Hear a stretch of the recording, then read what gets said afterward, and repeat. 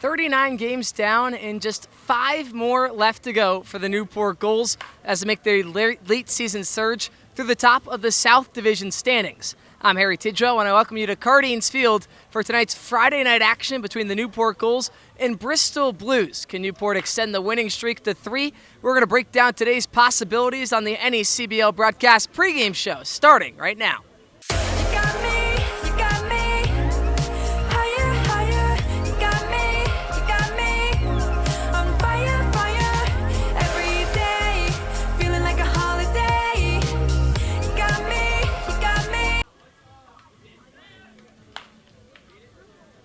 Just getting things started on the NECBL broadcast pregame show alongside Will Coleman, who pitched 3 innings in relief yesterday to close out the 7-4 win over the North Shore Navigators. Will, how important was the pitching yesterday against a Navigators team that continued to pressure offensively but couldn't quite break through on the scoreboard? Yeah, I thought it was pretty big from all three of us. You know, we are losing pitchers, so the last thing we want to do is throw a ton of pitchers each game. So all 3 guys that threw yesterday did a really good job of just eliminating the use of multiple pitchers.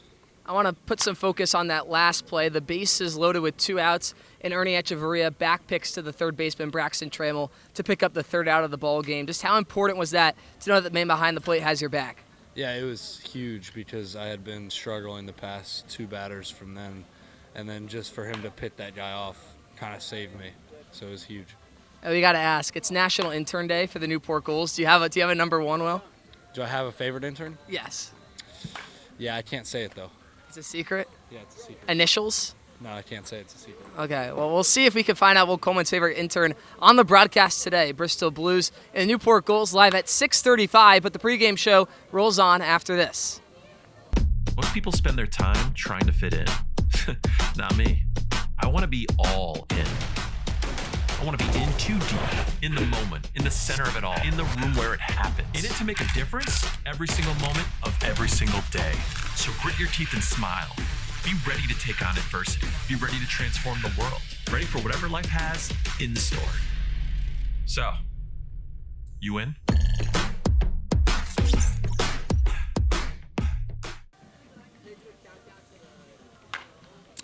Back here at Cardines Field, I'm Ethan Poole, back on the Gulls pregame show. To my right, my great friend and our graphics producer, Joe Dupuis. Joe, what's it like being back here for a second season? It's absolutely wonderful. You know, I mean, regardless of how the team's doing, just the atmosphere of Cardines, the atmosphere of coming to a Gulls game, every home game, it's exhilarating, and it's a feeling I would not trade for the world. You say regardless of how the team's doing, but this Gulls team is doing pretty darn well. How much have you enjoyed watching this team play so far? I mean, they've had some issues, up and downs, but, you know, they're still just as fun as what they were last year. You know, they're still doing great, you know, in the playoff hunt and possibly going to be able to clinch a playoff spot today. So, you know, just always fun to watch them, especially whenever they have what happened on Wednesday night. Yeah, what a win that was. Tell us a little more about your job as graphics producer. Well, I work on the Scorebug that we have operating, whether it's for ESPN Plus or NECBL Plus. I make all of the graphics for, you know, the players, so that way when they come up to, go for batting or they come into relief pitch or whatever, I make sure that they look good. I make sure that all of our broadcasters have their graphics look good and everything matches and just makes the production go from good to great.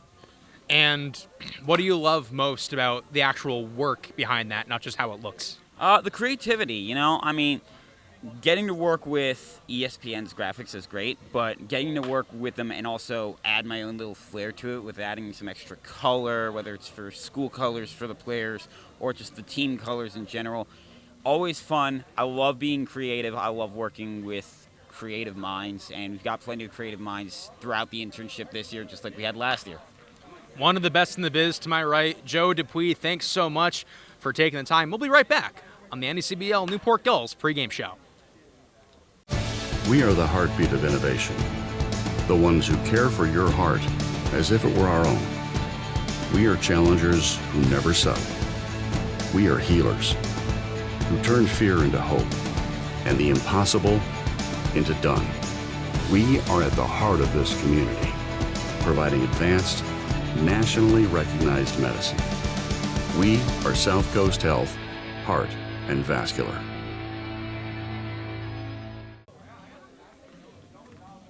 Ethan Poole right back here on the Newport Gulls pregame show with NECBL All-Star Gus Gandy. Gus, how's it feel to be named an All-Star? I mean, it's an awesome accomplishment. It's something when you think about coming up to NECBL, you think about it. So I'm just really excited about getting there Sunday. This season in Newport, in your downtime, what have you enjoyed about the area?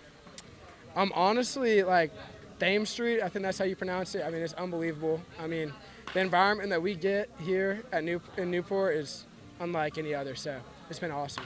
Yeah, a big contributing factor to that environment is the walk-up songs, and yours is a favorite of a lot of people. What went into picking it? I don't know. I've had a lot of walk-up songs, and I really like listening to some of those like old songs. I feel like they don't really make them like they used to anymore. But that was one of that "Say My Name" song by Destiny's Child is definitely a good one. So. Yeah. On the field, no, the powers really started to come together for you. What do you credit that to? Honestly, just time. Just over time, I feel like it's just kicked up a little bit. So I'd honestly just say the timing of everything. It's going to be Friday Night Lights here at Cardines in a couple hours. Thank you so much, Gus Gandy, for taking the time to talk to me here on the NECBL Newport Gulls pregame show.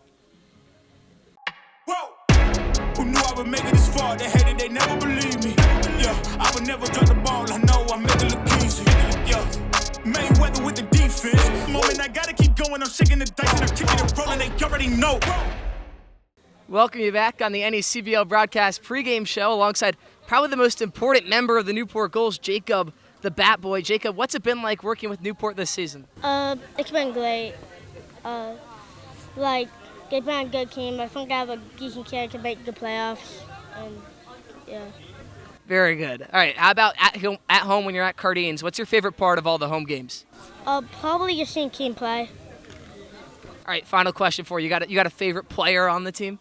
Probably either Gus or Ryan Novak or Ryan Jarros. Gus, Ryan Novak, or Ryan Jarros. That's some good company, Jacob. Well, that does it for the NECBL broadcast pregame show. You can catch first pitch on ESPN Plus at 6:35 between the Newport Gulls and Bristol Blues. We'll see you in a little bit. The motoring event of the year returns. The Audrain Newport Concours and Motor Week, October 1st through 4th.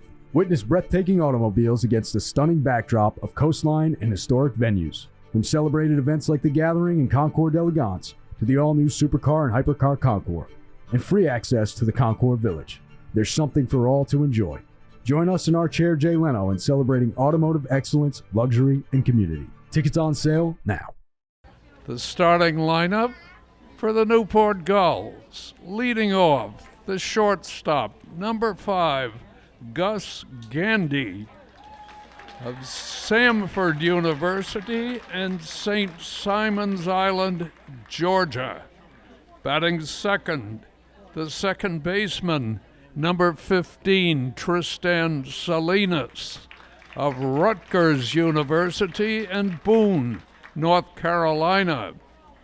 Batting third, the third baseman, number 3, Colby Wallace of East Carolina University and Biscoe, North Carolina. Batting fourth, the designated hitter, number 25, Braxton Tremmel of East Carolina University in the town of Hickory, North Carolina. Batting fifth, the first baseman, number 23, Ryan Jarros of Rutgers University and the city of Cranford, New Jersey. Batting sixth, the right fielder, number 16, Devin Zierwas of Coastal Carolina University, resides in Imperial, Pennsylvania. Batting seventh, the catcher,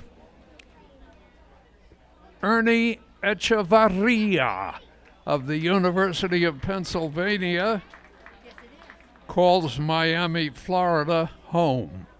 Batting eighth, the center fielder, number 9, Mason Legenza of the University of Pittsburgh. He's from Brockton, Pennsylvania, not to be confused with the shoe town up north. Batting ninth, the left fielder, number 30, Cade Brown of the University of Central Florida. He's from Jefferson, Georgia. On the mound tonight for the Gulls, number 28, Victor Frederick of St. John's University and the town of Northport, New York. The coaching staff. The manager is the personable Mike Coombs. Hitting coach, Teddy Regan. Pitching coach, Kevin Long. Assistant coaches, Dylan Brown and Noah Martinez. The umpires assigned to the games tonight. Calling balls and strikes, Mr. Connor Tierney. On the base paths, Mr. Glenn Stewart and Senor Josue Torres. We trust that these gentlemen will be accorded every courtesy. Thank you.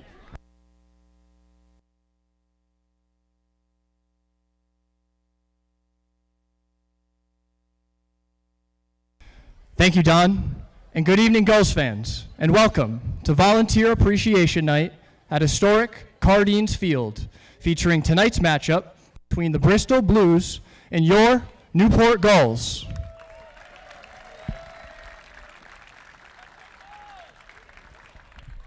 Tonight, the Newport Gulls want to recognize our many volunteers, interns, and staff who help make game days possible at Cardines Field. The Newport Gulls are a nonprofit organization, and all the individuals who work for the team are either volunteers or college interns. At this time, we would like to introduce and recognize all of our volunteers on the field with us tonight. First up, Julia Silman of Roger Williams University, Assistant Director of Baseball Operations and Community Relations Director. Jacob Rainey, University of Hartford, Director of Game Day Operations. Mason Lavezzi, Roger Williams University, our Group Volunteer Director. Scott Cooper of Elms College, our Director of Entertainment and our on-field MC. Corey Munoz of Salve Regina University, our Social Media Liaison. Patrick Sullivan of Springfield College, our Promotions Manager. Ben Borgetta, University of Massachusetts Amherst, also our Promotions Manager. Tyler Keeney, University of Rhode Island, our Entertainment Coordinator and our Assistant MC. Zachary Kent of LaSalle University, our Script Supervisor. Ben Logel, Merrimack University, our Operations Assistant. Brad Denson of Salve Regina University, our Ticket Booth and Financial Manager. Jake Parent of Dean College and our Inventory and Retail Operations Coordinator. Jack Guin of Michigan State University, our Summer Camp Director and our fill-in Stadium DJ. And to round out our operations staff, Denisha Cherry of University of Rhode Island and our scoreboard operator. To introduce the media staff, Mike Basile, our Director of Media and Broadcast Operations. Tom Lima, our Media and Broadcast Consultant.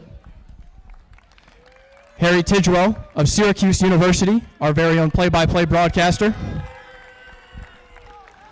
Sorka Lewis of Xavier University, and our all-star game producer,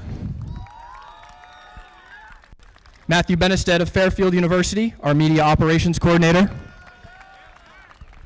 Ethan Poole of Hofstra University, our media operations coordinator. Ryan Shedriff, media operations coordinator. Matthew Clements of the University of Rhode Island, a media operations coordinator. Joe Dupuy of Rhode Island College, media operations coordinator.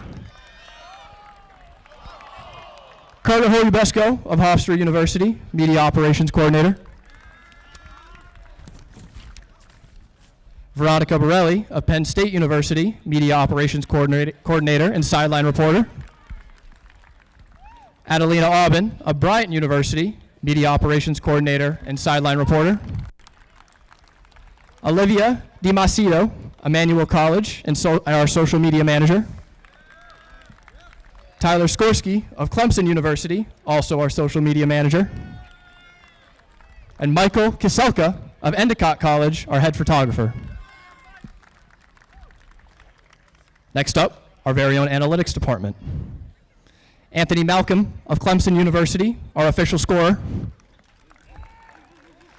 Nate Grace of Northeastern University, our Director of Analytics. Kian Hamel Kelleher, our Director of Pitching. And Noah Townsend of Asar College, our TrackMan and Synergy Systems Operator. To round out our grounds crew and ballpark volunteers, Mark Lessier, our grounds crew and concession stand volunteer. Kyle Novo of grounds crew. Bryce Cardoza of our grounds crew. John Leary of our grounds crew. James Hughes of our grounds crew. Zach Tillman of our grounds crew. Scott Langford, our ticket booth volunteer. Joey Ertman, our souvenir stand volunteer. Our very own Steve Cantazar, our stadium volunteer. And Kevin and Andrew Breedy, stadium volunteers. Our director of mascots and our very own king of Cardines, Derek Patsos. And to round out our support staff, Alan Segi, our head athletic trainer, Donnie Savanon, our director of concessions, Patrick Webler, our director of retail sales, and our very own and Hall of Fame, Don O'Hanley, our very own public address announcer. Incidentally, Boston College graduated 70 years ago. Ladies and gentlemen, please give a warm Cardines round of applause for each and every staff member on field who helps make our seasons possible.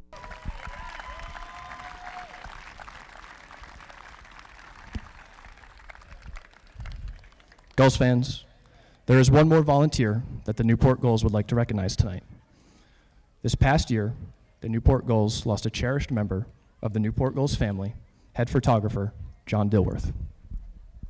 For the past 15 years, John captured countless memories at Cardines Field, preserving the moments, players, championships, and traditions that helped tell the story of Newport Gulls baseball. John was a cherished member of the Newport Gulls family whose passion, kindness, and dedication touched everyone around this organization. John encapsulated every characteristic and more that the Newport Gulls could ever ask for in a volunteer. Whether John was at Cardines Field or on the bus to away games, John was as dedicated to the Newport Gulls organization as anyone else, and his commitment and love for his favorite local team is unmatched. Tonight, we are honored to be joined by members of John's family here tonight.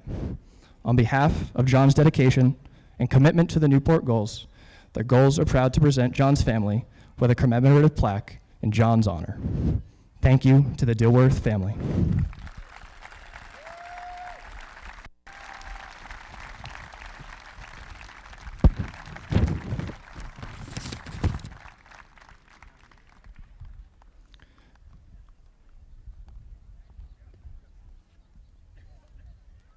Joining the Dilworth family here today are John's daughters, Ashley and Brittany. Ashley is here with her husband, Nick, and Brittany is joined by her children, Dominic, Vincent, and Serena, along with their father, Jamal. John's oldest son, Adam, was unable to be with us today as he is home in Virginia with his family. John dedicated countless hours to the local baseball community, generously photographing games and events, traveling with the team, and sharing his talent with so many families. He also had the privilege of coaching one of today's team owners when he was a young player.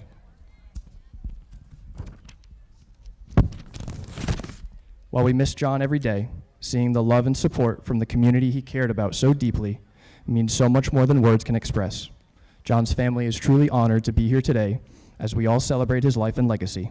Thank you for allowing the Dilworth family, to be with us here at Cardines Field tonight. Thank you.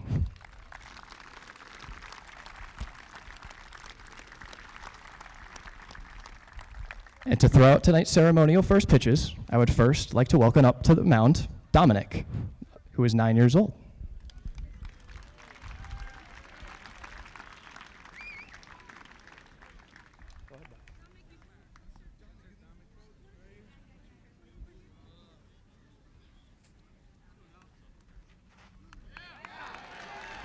Great pitch, Dominic.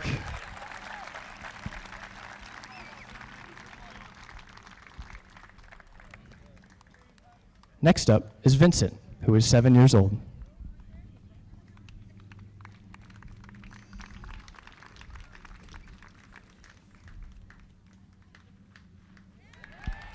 Great job, Vincent.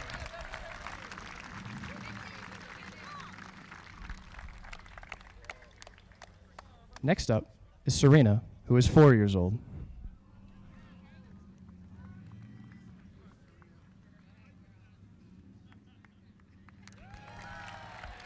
Great pitch, Serena.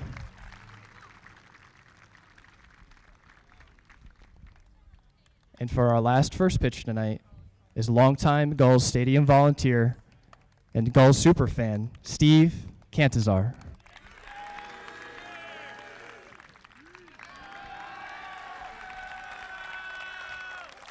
Great job, Steve.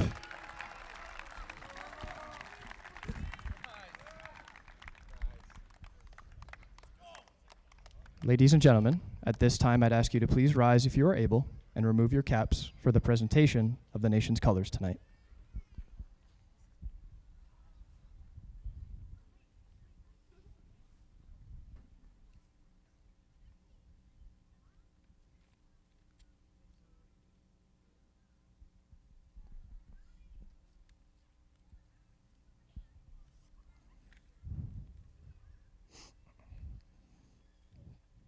Presenting the nation's colors tonight is Pack 3 from East Greenwich.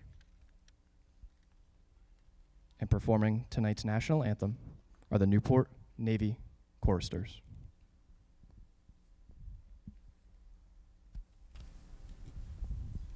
Who would like to hold the mic?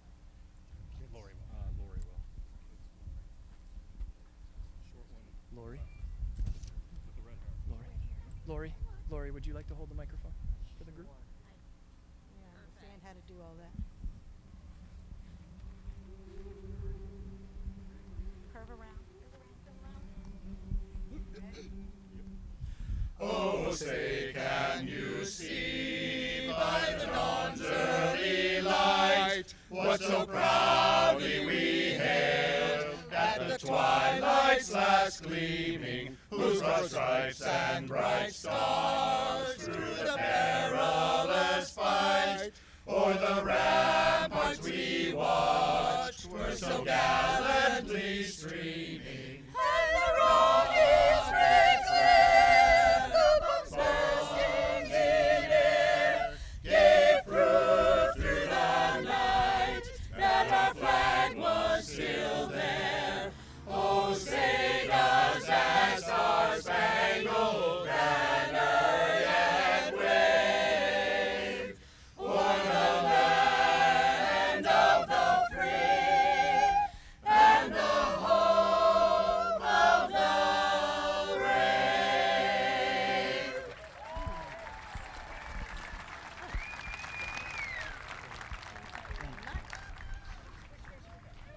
Ready for us to leave?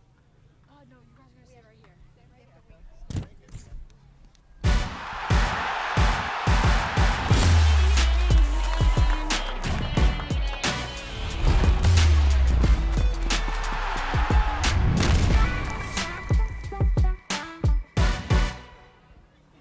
39 games down, just 5 more left to go in the NECBL regular season. And tonight, it's another Friday night live from Cardines Field between the 23-15-1 Newport Gulls and the 20-19 Bristol Blues. The Gulls try and complete the season sweep of their South Division rival. Can they get the job done? We're going to find out in just a couple minutes. First pitch after the break. We welcome you back inside the booth on ESPN Plus alongside Ethan Poole and Isaac Gettleman. I'm Harry Tidgewell for some Friday night action live from historic Cardines Field. Today it's the Newport Gulls and Bristol Blues, a season series that Newport currently leads 4-0. They're looking to complete the series sweep here tonight. And, well, first pitch just a couple of minutes away. Isaac, I'll turn to you first. Bristol coming off a few really solid wins. You look at earlier in the week, they handed the Martha's Vineyard Sharks a shutout loss. They come off a win yesterday against the Keene Swamp Bats to help solidify their spot in the 8-team playoff picture. But they want to figure out a way to finally get over the obstacle that's been the Newport Gulls this season. What are the keys for getting the job done? Well, Bristol's not just trying to beat Newport for the first time this season. They're trying to win at Cardines Field for the first time since 2021, and it's especially difficult on a Friday night. But it's another bullpen game for the Blues as they only have one starter remaining on their roster. It's going to have to be pitch well from the beginning, give the rest of the guys that come in the rest of the way some length. And Bristol also without their top hitter, Nick Flores, tonight. So who's going to step up in the place of Nick Flores? When these two teams faced off last time, it was just sort of a sloppy game on the Bristol Blues side of things. They gave up 9 runs, had 4 or 5 errors in the field. They just seemed a little bit out of it. But Ethan, I turn to you. Newport just barely surviving against the North Shore Navigators yesterday, a 7-4 win, but it ended with North Shore having the bases loaded with 2 outs in the bottom of the 9th. But nonetheless, a 2-game win streak, and the Newport Gulls trying to make a last-minute push for the South Division crown, but they were in need of a win tonight especially. How important is it for them to be clicking on all cylinders? Whether they can get that division title or not over Martha's Vineyard, they just need to be playing their best baseball heading into the postseason. We've talked about it on and off the air. This is a very inconsistent Gulls team. They started out really weakly, and they had that great winning streak, and then they played 500 ball for a little bit. Now they've won a couple in a row. They're finding their stride again. The really important thing for Newport is to get the pitching going. The bats have been great. They're leading the league in average and runs scored.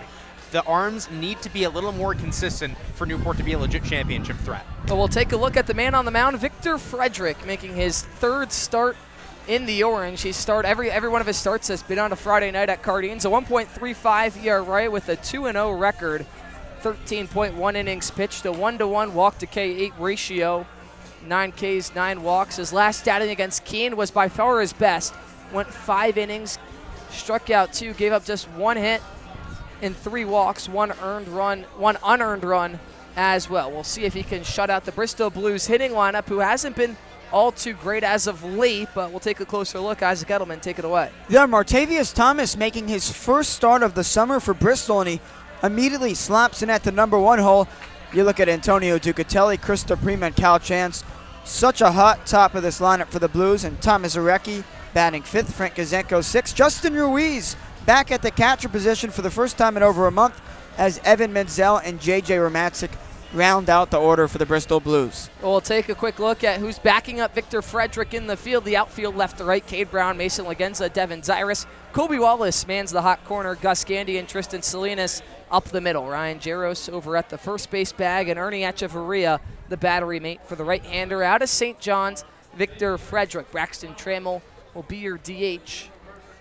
He'll just be doing the hitting duties, but first Newport has to work through the top half of the inning, and as you mentioned, Martavius Thomas, making his first start in a Bristol Blues uniform, and quite the situation to be thrown into. Batting leadoff at Cardines Field, thousands pack in for first pitch swinging and a ground ball right side. Salinas has it, flick on over to first. 1 pitch, 1 out. I think that's the start you ask for if you're Victor Frederick. I mean, that's what he wants to do. He wants to pitch to weak contact. He's not been a huge strikeout guy this season, and we've seen him work later into games. He's lost a bit of steam. Quick outs, soft contact, on the ground, working in and on the outside corner. That's where Victor Frederick likes to live. Well, he'll aim to keep dealing now against Antonio Ducatelli, the right fielder for the Bristol Blues, batting .252 on the season, 43 walks, which leads the entire NECBL. Frederick's first pitch misses outside for ball 1. Ducatelli was one of those fan vote nominees, but Danbury's Aiden Stern won the South Division vote. So he'll be heading to Sanford on Sunday, along with all-stars on both sides gracing the field tonight. The 1-0 breaking ball clips the zone and evens it up. 1 ball, 1 strike. So you mentioned the walks. Ducatelli just 4 walks away from tying the NECBL single-season walk record. I'm sure that's in the back of his mind, whether he's looking for a walk or for a base hit. The entire Bristol lineup just does such a great job of being patient. They're really going to challenge Frederick to come to them tonight and pound pitches in the strike zone. Frederick just barely missing outside. Count runs 2 balls, 1 strike, 1 out. Yeah, it's a guy with the 5-pitch mix, a four-seam fastball, a sinker, a changeup, a curveball, and a slider. And these hitters have to guess which one Frederick will deal home. The 2-1 in at the letters, and the count moves to 2 balls and 2 strikes. Frederick looking for his first strikeout victim of the evening. The difficulty pitching against someone like Ducatelli is it's always in the back of your mind, like, I can't throw anything outside of the zone. That's because it's probably going to be spat on. So Frederick has to challenge him, but the issue is Ducatelli's a superior hitter, hit nearly 350 in college this season at Central Connecticut State. So you can't give him stuff to hit. It's a really difficult conundrum. 2 balls, 2 strikes, 1 out. Frederick trying to collect back-to-back outs to begin the outing. The 2-2 home misses upstairs, and the count runs full. And this is what we were talking about with Ducatelli. He's just so patient at the plate. And at bare minimum, even if he is retired, he's worked a 6-pitch at bat, which follows off just a 1-pitch at bat from Artavius Thomas quite nicely.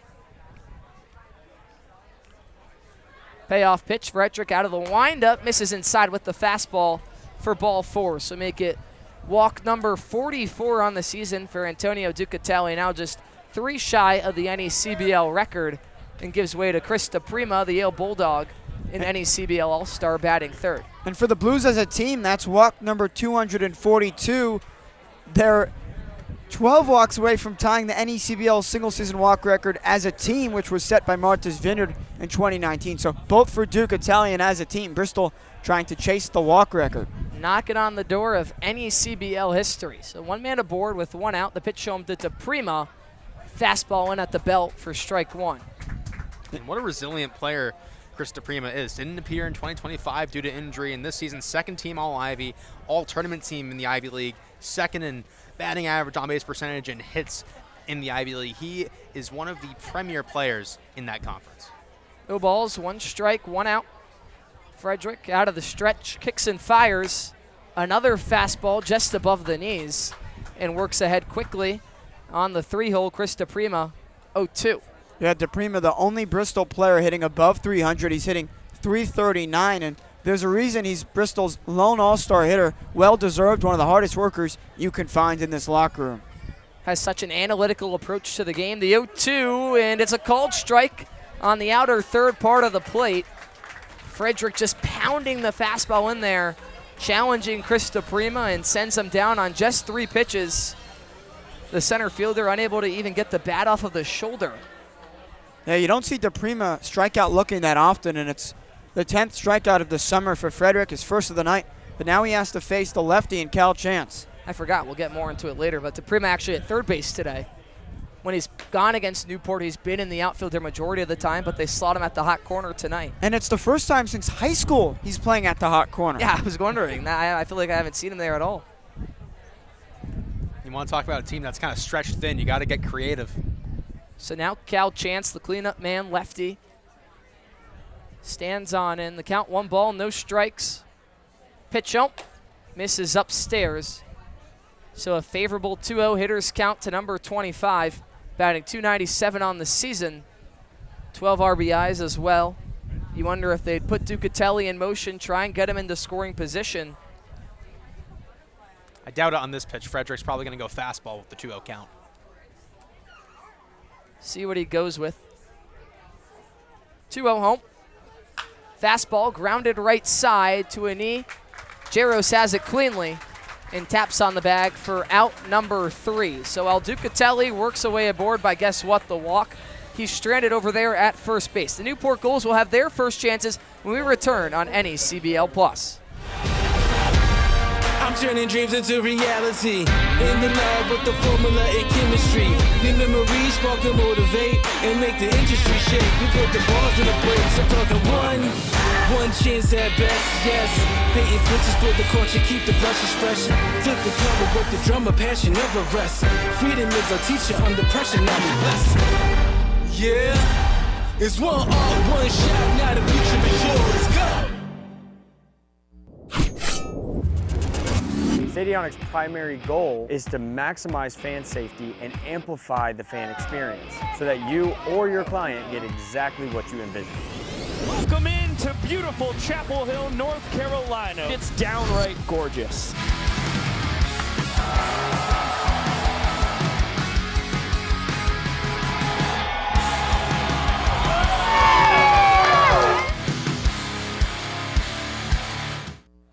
Well, now it's Newport's chances to try and get on the board early and grab an early lead, but it won't be an easy task. Number 10, the right-hander on the mound, Scout Updike, with more Isaac Edelman. Yeah, Scout Updike, the righty at 6 foot from Jacksonville, making his 6th appearance of the summer, his 2nd start. He right now has a 0.9 ERA in 10 innings of work with 14 strikeouts and 3 walks. A guy that locates his pitches very well, and he has to. A guy with just a 2-pitch mix of fastball and slider.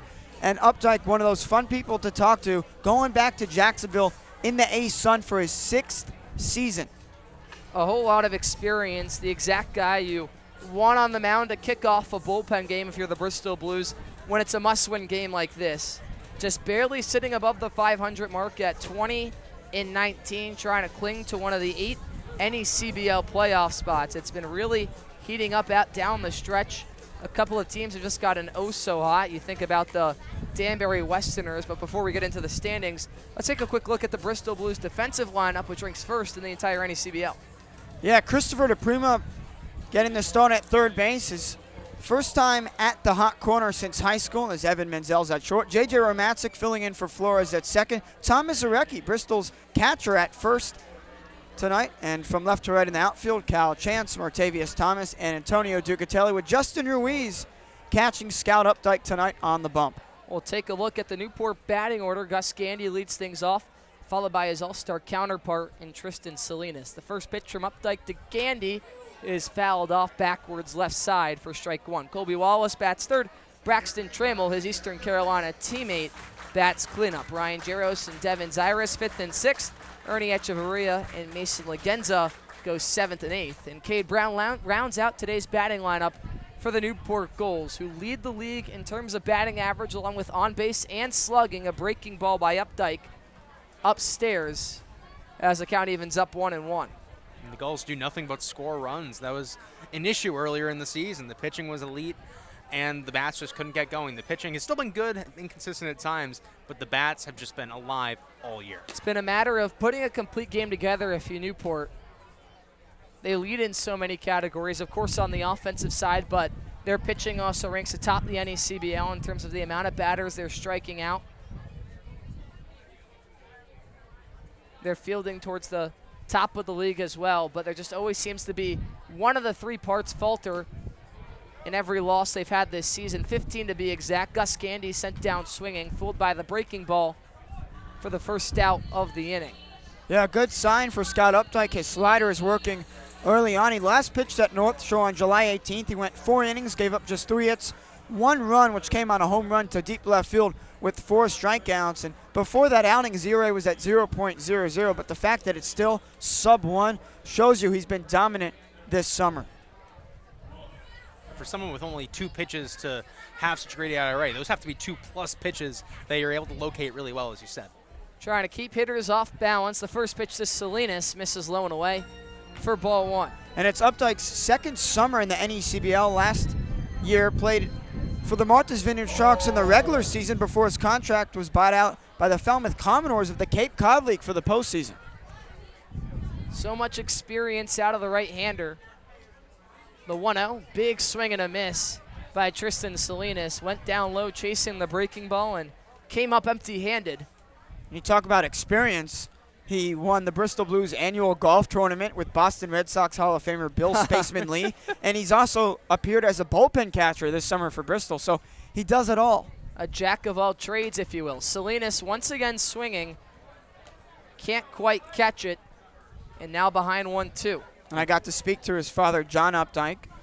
He's in attendance to watch his son pitch. Chris DePrima's dad is also here today. It's a good day, a good location to watch your kid play baseball. Nothing better than Newport, Rhode Island. And a beautiful day at that. The 1-2 home, spiked in the dirt about 3 feet in front of the plate, and the count moves to 2-2. And it wasn't just cool talking to John because he's here to watch his son, but John, a guy with a ton of stories, he is the vice president of PitchCom. And obviously you talk about the advancements of baseball and technology, and PitchCom on the forefront of that. The 2-2 got him looking. Fastball on the outside. Salinas can't get the bat off the shoulder, and the first 2 men retired by Scout Updike. Wow, Updike's slider is working early on, and again, you got to take the bat off your shoulders if you have any chance of getting on base, but 2 up, 2 down to start this game for Updike. Well, the Bristol Blues brought a grand total of 4 batters to the plate, but Newport might just be held at 3 unless Colby Wallace can find his way onto first. First pitch on the inside, and they'll say he held up in time, ball 1. You know, Isaac, it's funny that you mentioned Bill Spaceman Lee, because last year he came to a game here in Newport, Rhode Island, showing off his torpedo bat. This is when the torpedo bats were still a big deal, obviously, and we were able to interview him on our pregame show. Very nice guy.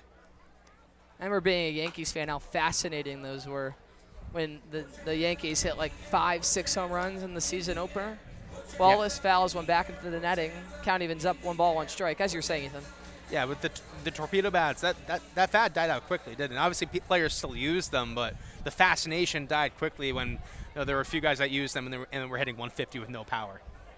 1 ball, 1 strike, 2 outs. The pitch home, up on the inside for ball 2. Actually, what comes to mind when you mention Bill Lee is when he collapsed in 2022 at a Savannah Bananas game. I remember that was one of the first time I was watching the Bananas on TV when they were on ESPN. And they just had to stop the game because Bill Lee collapsed. And obviously he's A-OK now. Pitch home to Wallace, spiked in the dirt. And now a favorable hitter's count to Colby Wallace, who's had so much power at the plate this season. A .457 slugging. Top 5 on a Gulls roster, who has just been mashing all year long. The 3-1.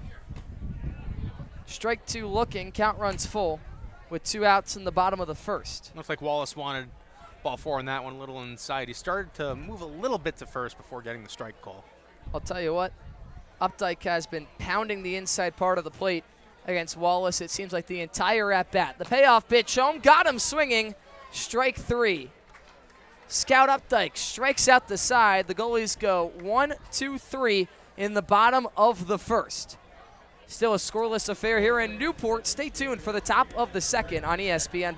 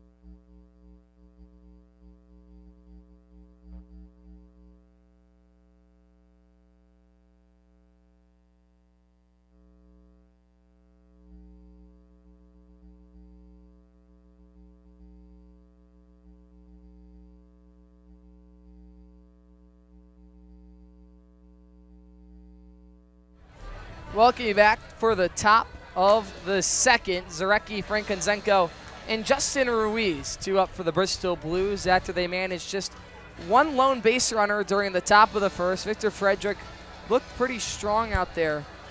His only fault was the full count walk to Antonio Ducatelli, but if there's one person you have to walk, they might as well be the league leader in the category, so we'll see how he fares during his second inning of work. Frederick was named to any CBL honor roll team last week for his 5 innings pitched against the Keene Swamp Bats and a dominating 19-2 Friday night victory. The last time Newport rocked the orange on a Friday night, the Bristol Blues wearing the gray tops, gray pants with the blue numbers and lettering. Kind of Dodger-esque. A little bit Dodger-esque. I was going to say this kind of gives off Mets-Dodgers vibes a little bit when you look at the colorways. Or maybe those retro Giants uniforms that they wear sometimes. Zarecki set to lead off, stationed at the first base bag today. The Bristol Blues have done a little bit of mismatching, almost like when you pull two random pairs of socks out and you just rock with them for the remainder of the day. Well, that's the kind of situation the Blues are in during the end of the season, with just the fact that so many players have been heading home, and at this point, it's hard to bring in guys because they've either shut down for the summer or they're playing with different leagues, making a playoff push of their own. No balls, one strike. Frederick steps off, and Echeverria might just go have a quick talk with him, handle the miscommunication. Yeah, Martavius Thomas making his first start in center field for the Bristol Blues. Thomas Zarecki making just his second start at first base this season, and Krista Prima making his first start at third base since high school, and he's obviously going into his junior year of college. So, yes, you're right, Harry. A ton of changes, as you'd expect this late in the season. Bristol Blues, one of the best pitching teams across the entire NECBL, come off a shutout win against the Keene Swamp Bats last night. I mean, those Swamp Bats, the defending NECBL champs, have been cold as an upstate New York winter, you could say, Isaac Edelman. I mean, I know you go to school in Florida, but they're cold. And obviously Bristol shut out Martha's Vineyard a few games ago, the only team to have shut out currently the first place team in the league, and that's the team Newport right now chasing for that first place spot, not just in the South, but in the entire standings. No balls, two strikes. Frederick trying to send down the leadoff man. Pitch home. Got him looking with the fastball for strike three, attacking the top away corner part of the zone. Sends Zarecki down looking. We've seen a lot of strikeouts already. The Newport Gulls, all three of the batters that came to the plate in the bottom of the first went down via the way of the K, and while Frederick has now struck out two of the first five batters he's seen. Now Nick Frankozenko, who just is DHing today. A line drive over the head of Gus Gandy, leaping, but in and out of the glove of the shortstop, leaking into left field. Should be marked as a base hit. Seems like the bat might have broke off of contact.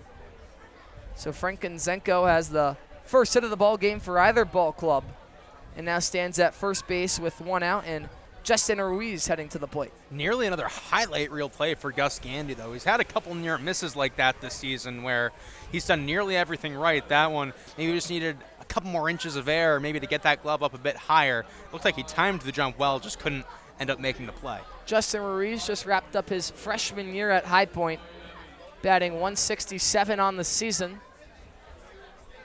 It's been a revolving door behind the plate for the Bristol Blues. Ruiz gets the duties today. First pitch fastball looking for strike one.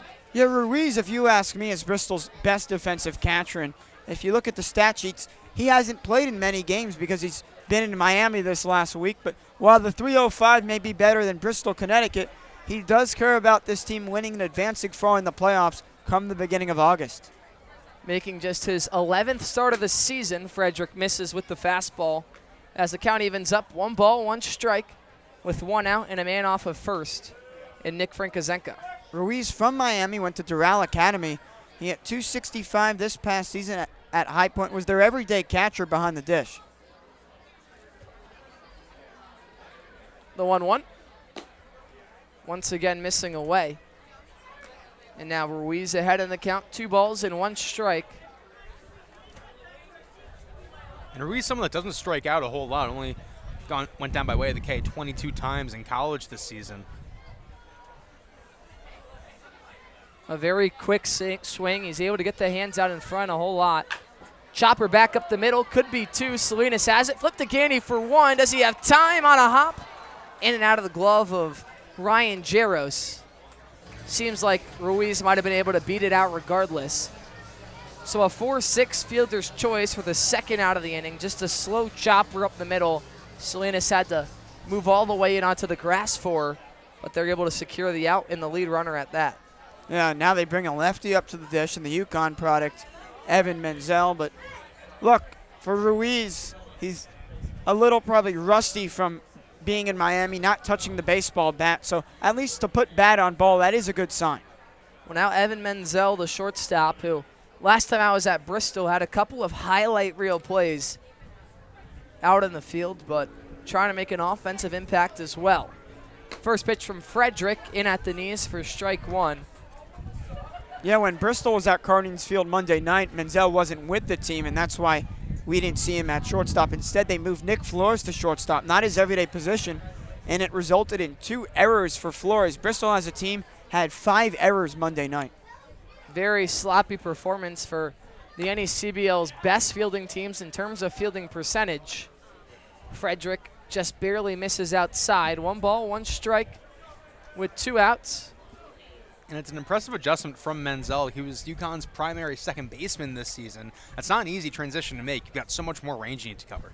Menzel batting .212 on the NECBL year. Frederick's breaking ball is in there for strike 2. And it just seems like the Bristol Blues have been a little scared to get the bats off of the shoulders early.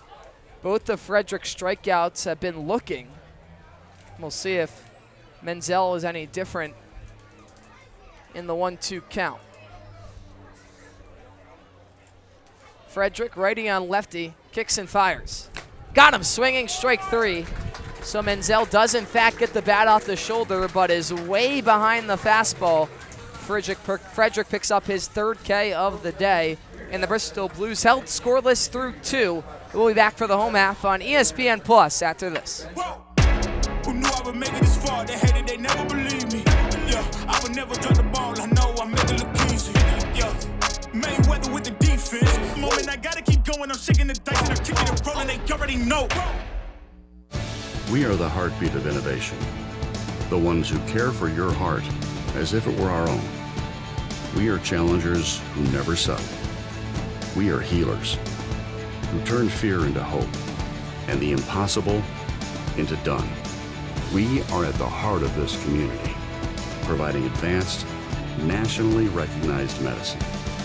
We are South Coast Health, Heart and Vascular.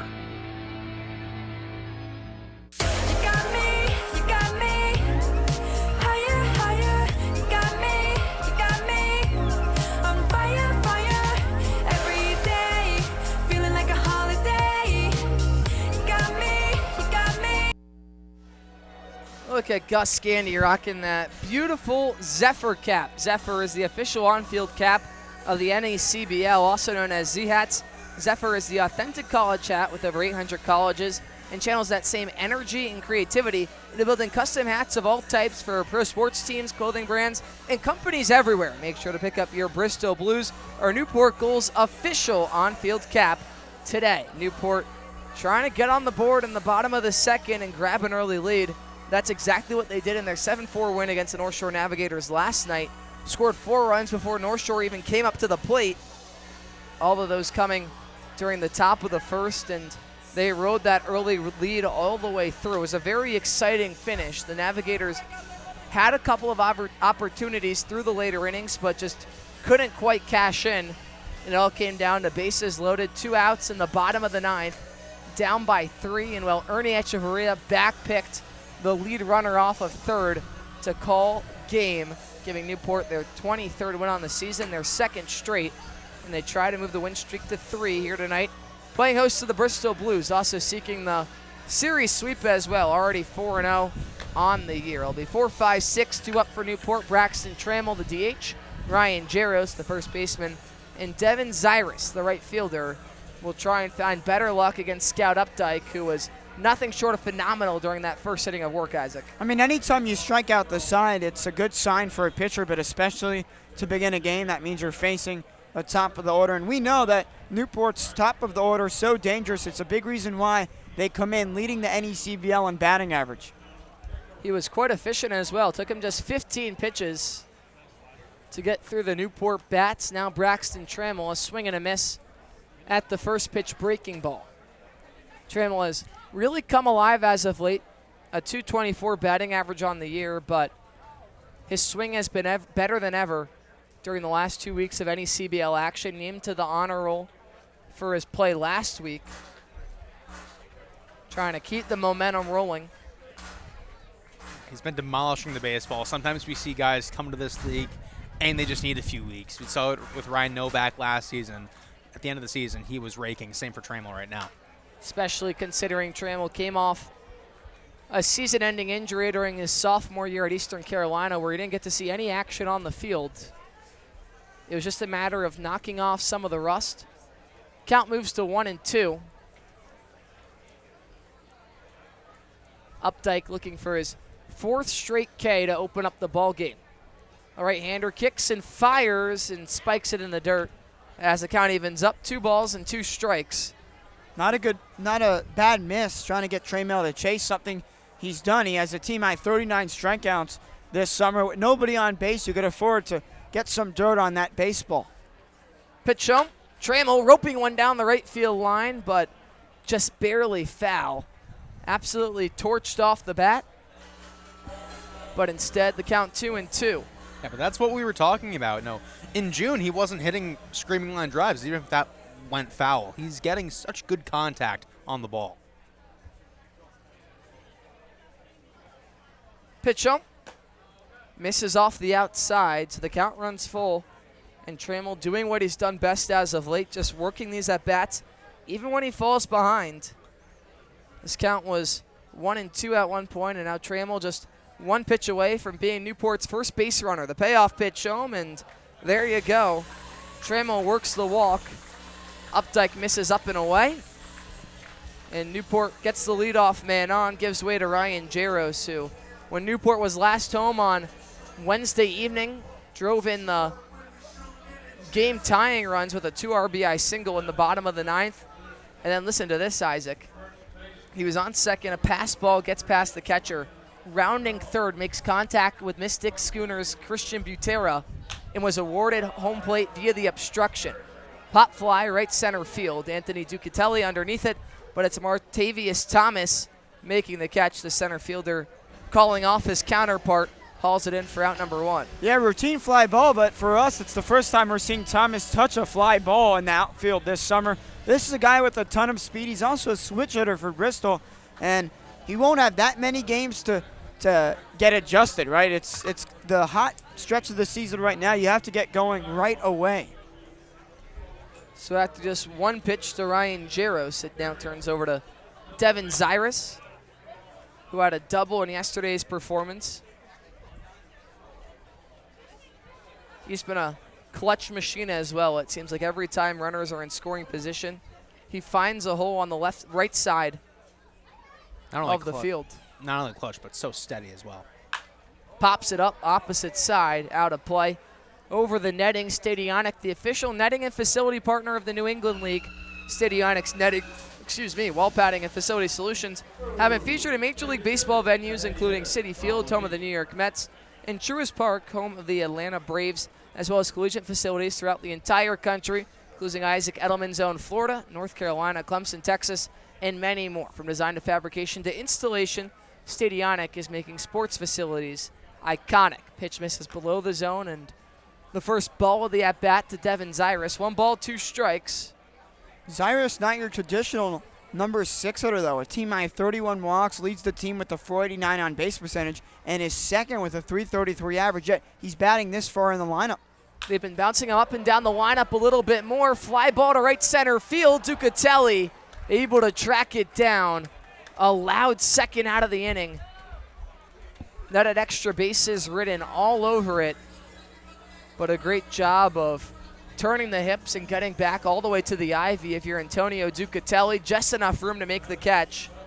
And now it'll be Ernie Echeverria hitting with 2 outs and 1 man aboard. And Isaac, you mentioned the fact that this is a bullpen game for Bristol, and we're already seeing Updike lose a little bit of his stuff, some hard contact being hit off him. You have to wonder how long he is for this game. At a field like this, you can't afford to give up loud contact. At Muzzy Field, a pitcher's friendly ballpark, you absolutely can't. First pitch to Echeverria is a fastball down Broadway for strike 1. Look at the Bristol Blues bullpen. I'm sure we'll be seeing the kitchen sink and then some between all of their bullpen arms, trying to work through the 9 innings tonight, but Scout Updike has been nothing short of phenomenal so far. Breaking ball now and drops it in the zone for strike 2. And you mentioned it, Isaac, just the 2 pitches to work with, but he mixes them up so well. And Echeverria could do nothing but just watch strike 2 drop in right down the middle of the plate. No balls, 2 strikes, 2 outs, pitch home. Echeverria swinging, ground ball left side. DePrima has it, thrown over to first in time. Thomas Zarecki able to keep the foot on the bag, collects the third out of the inning. So Newport able to get their first base runner aboard in Braxton Trammell, but he doesn't leave first base. That'll do it for the second, the top of the third coming up next on ESPN+.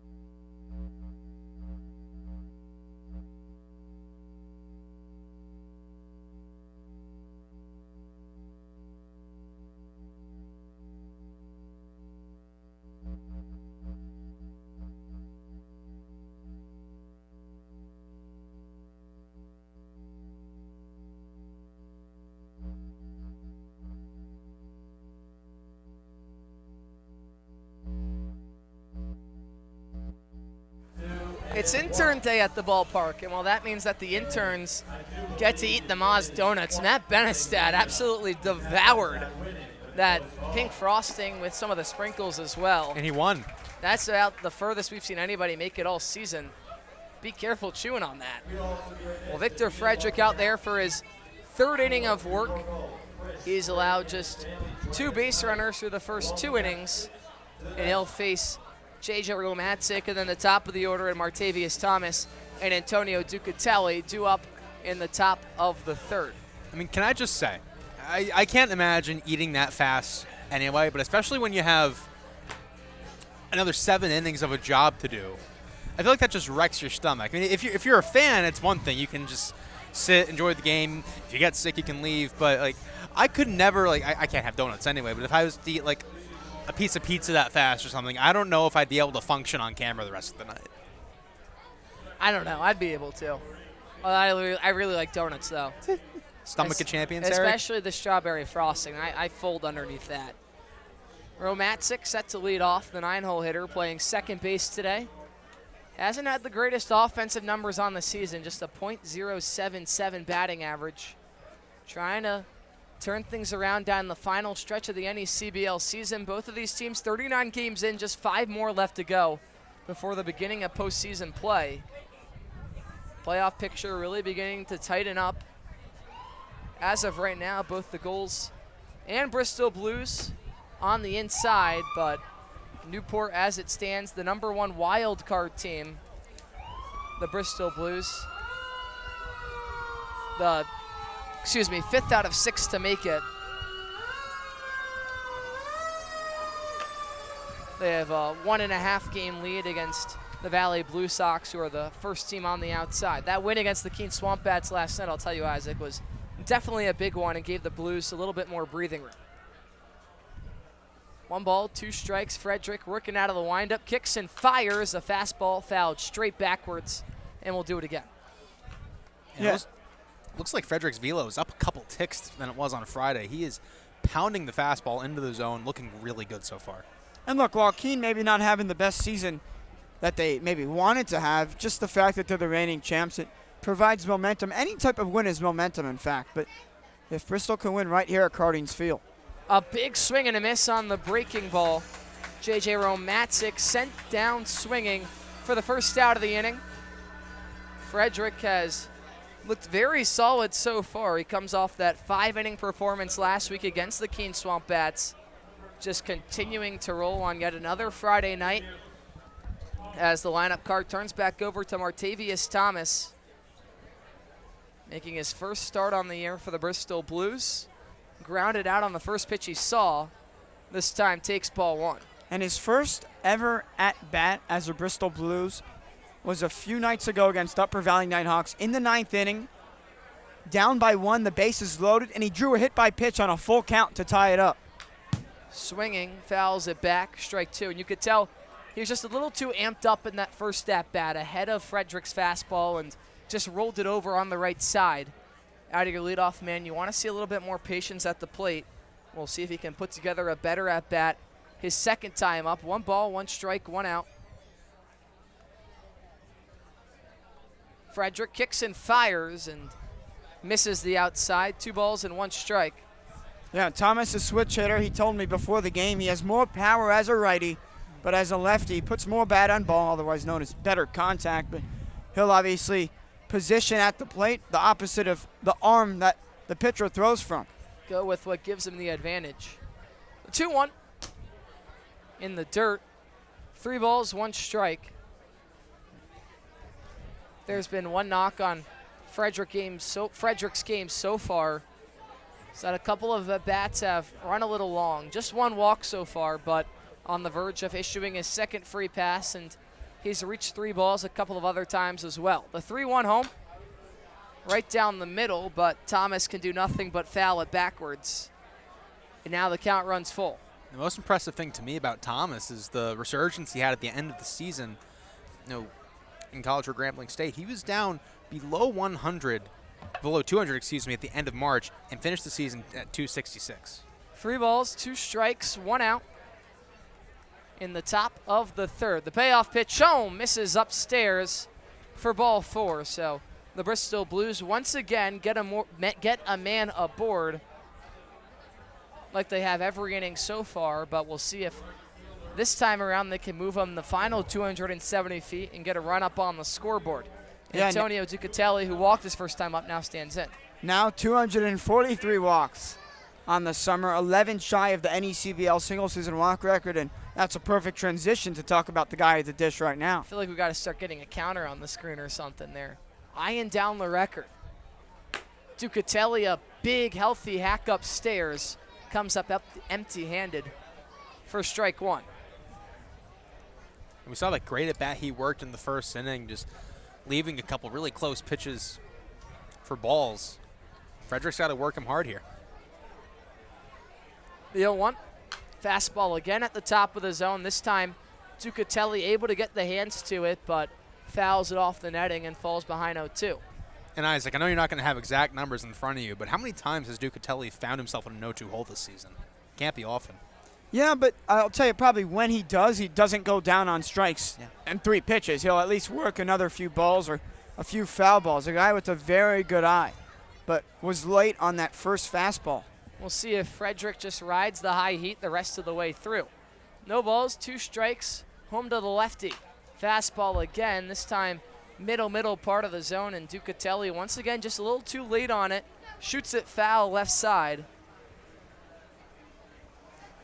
Seems like Frederick just wants to try and beat him with the fastball instead of possibly speeding his bat up if he were to try and drop a breaking ball up in there. And while Ducatelli was just able to sit back on it, that could spell disaster. No balls, 2 strikes. Pitch home from Frederick in the dirt for ball 1. You could see Mortavius Thomas getting a little jumpy over at first. Wonder if he'll take off for second, try and break up a possible double play. Yeah, Thomas at 5'8", 165 pounds. This is the first time this season he's on base without somebody in front of him. So, in other words, the first time he could potentially steal second base this summer. We'll keep an eye on it. Runner begins to go. Ground ball towards Salinas. Throw to second for 1. Over to first, double play. 4-6-3 is how the top of the third comes to the close. Salinas, Candy, Jaros get Newport out of the inning. Bristol still held scoreless. Both teams knotted at 0 as we head to the home half on CBL on ESPN+.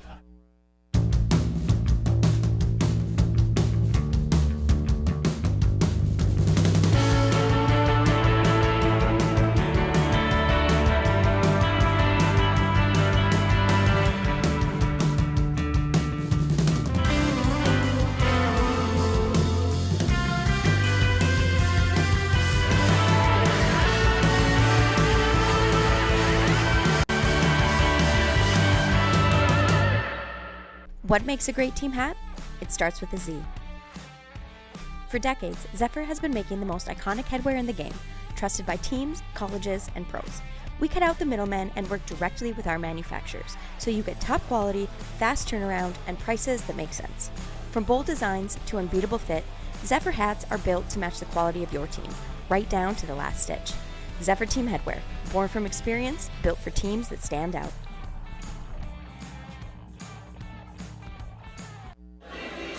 Welcome back to Cardines Field. I'm Adelina Aubin, and with the NECBL All-Star Game approaching quickly this weekend on Sunday, the Newport Gulls are well represented.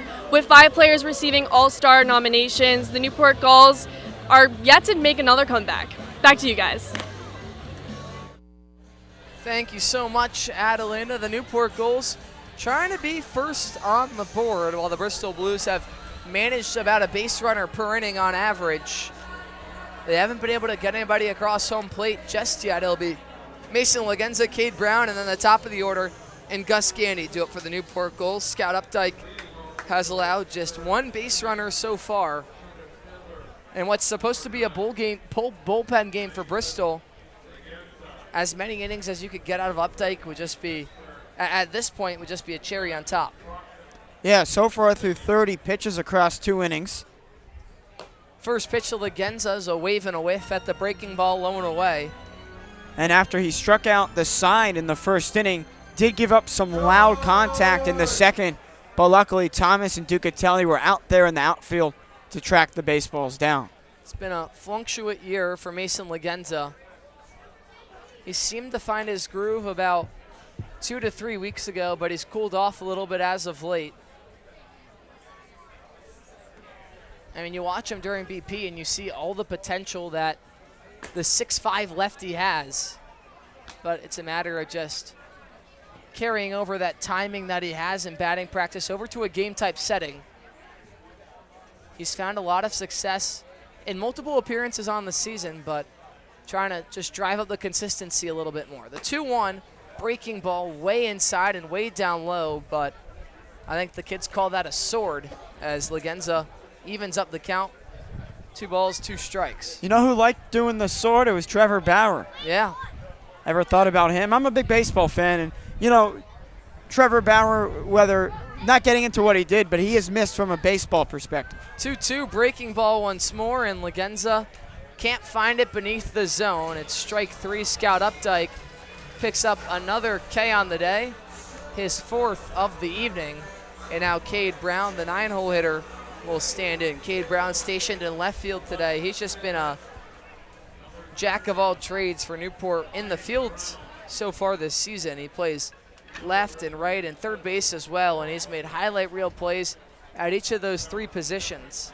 First pitch to him is fouled off right side over the grandstands and out of play. And Cade Brown has a way of making up for mistakes, doesn't he? We've seen a couple times he makes an error and then either follows it up with a great diving play or with a big RBI hit. Heading to the University of Central Florida next season. Can't catch up to the fastball on the outside.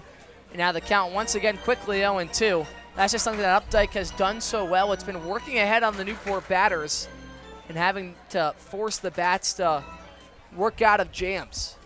0-2 spiked in the dirt for ball 1. So a Jacksonville pitcher versus a UCF batter, and if any of you guys know how the college baseball non-conference schedule works, a lot of midweek games are against these Sunshine State teams if you are playing in the Sunshine State. So perhaps they'll face off against one another in a few months. That's right. Some great Florida representation. The breaking ball dropped in the top of the zone for strike 3 between Cade Brown of UCF, Scout Updike of Jacksonville, and Isaac Edelman of the University of Florida. We got the whole state covered at this point. If Gavin Bisho were here, or Luca Mucciardi, some of our Miami friends, what else would you need? Hold up, I've got to ask you a question. Why did you not bring any Syracuse players into this league? Oh, wait, Syracuse doesn't have a baseball team. Doesn't even have a baseball team. It's crazy. I mean, even my mid-major school, Hofstra, we got a couple players in the league. So now 2 outs. Gus Gandy standing in. Updike trying to grab his second 1-2-3 inning so far. But you do have the Syracuse Mets. We do have the Syracuse Mets, just a hop, skip, and a jump away from campus. Those games are the best during the fall, I'll tell you what. The 1-0. I don't know how they do it, though, during the beginning of the season in the spring and you think the New York Yankees play in cold temperatures. Syracuse, it's about 10 miles per hour colder with the wind chill. They're playing out there in 28 degrees or so. The 2-0. Gandy pops it up right side into foul territory. Zarecki moving towards the dugout with room, makes the catch for out number 3. 1, 2, 3 go the goals for the second time today. Scout Updike has been phenomenal up to this point. A quick first 3 innings. I'll turn things over to Isaac Edelman on the play-by-play side of things from ESPN+.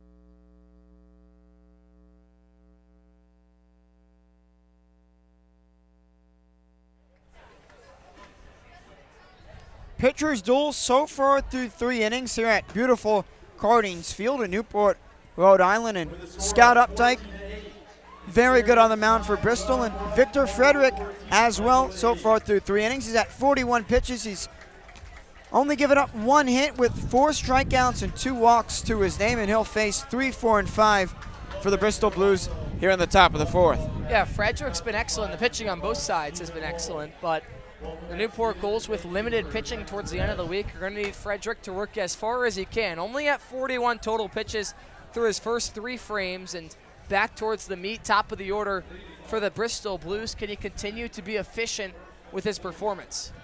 So here's Christopher DePrima, who struck out all the way back in the first, a Bristol All-Star, one of just 2 All-Stars. The second All-Star for the Blues is Thomas Galusha, their closer. So only 1 All-Star at the plate for Bristol. Bristol, by the way, the only team without a player that will be represented in the Home Run Derby on July 26th in 2 days in Sanford, Maine. That's this Sunday. First pitch catches the inside part of the zone to DePrima, who's from San Diego, California, and Fort Lauderdale, so has spent times on both coasts of the United States. And during the year, though, spending his time in the Ivy League at Yale. DePrima flies this down the right field line. It will be out of play. Yeah, DePrima not only an elite baseball player, but he was an AP scholar in high school, so one of the smartest guys in this league. You don't get into Yale with having a little bit of a brain to you, that's for sure. Yeah, I mean, same for the man behind the plate for Newport, Ernie Echeverria at Penn. 2 Ivy Leaguers in the box right next to each other. The St. John's product, Frederick, deals home, and the slider misses outside. I'll tell you what, and we've mentioned it on the broadcast before, Harry, when the analytic interns send the scouting report to the team, he's the one that dissects it. But a guy that also goes full throttle in BP, and I don't see anybody else do that. And I'm not talking about in the batter's box. I'm talking about shagging the baseballs. Flying ball left field. On the dirt, Wallace is under it. He waits for it to come down, and he makes the catch, and there's 1 away here in the top of the 4th. Towering pop-up. DePrima just way underneath it, and Wallace able to backtrack, make the catch. And Frederick once again being able to settle in. DePrima is the most dangerous bat in the Bristol Blues lineup tonight, so when you're able to attack him as the leadoff man and sit him down, it makes the job against Cal Chance and Thomas Zarecki that much easier. Chance lets the first pitch go by outside. He grounded out to first base back in the first. But going back to DePrima, getting a feel for the outfield pregame, you had to do that at ballparks you're not familiar with, especially a place like Cardines Field. Chance grounds this foul to the right side. Let's talk about the dimensions. Down the left field line, 315 feet. Left center, 365 feet. Straightaway center, 395 feet. Right center, 315. And down the right field line, 285 feet. And that's not even mentioning the high fences. Yeah, it's unique, and it's definitely favorable for a left-handed hitter with that short porch in right field. It does have the tall fence, which adds about 20 feet or so. You have to get elevation underneath it. Newport has put a lot of balls over that jagged cut in part of the right center field wall with the 321 sign.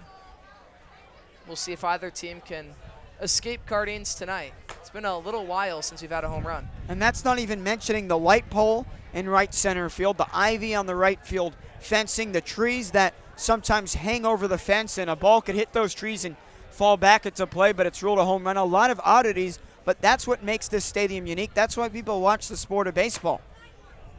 That misses outside to Chance. And we have to mention the right center corner as well. Due to the property lines in the outfield and nearby homes, the fence in right center field juts in more than 40 feet, forming that sharp right angle corner. And obviously there are extra outs at this field because foul outs are rare because of how close the fences are to the foul lines.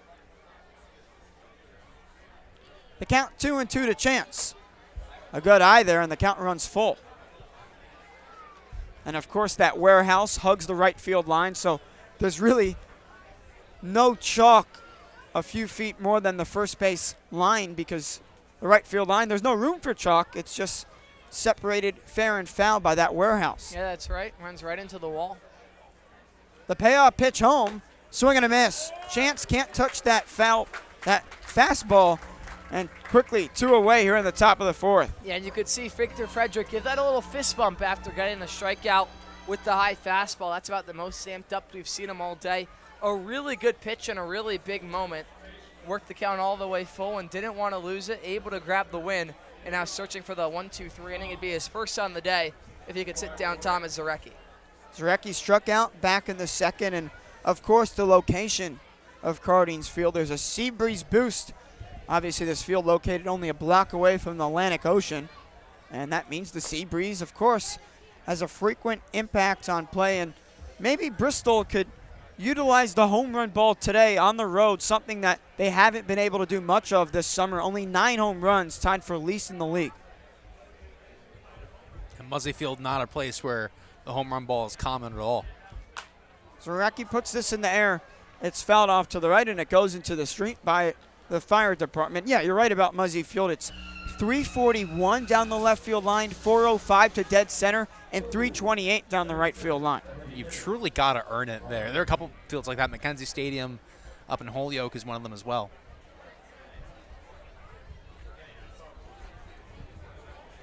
Frederick deals to Zarecki.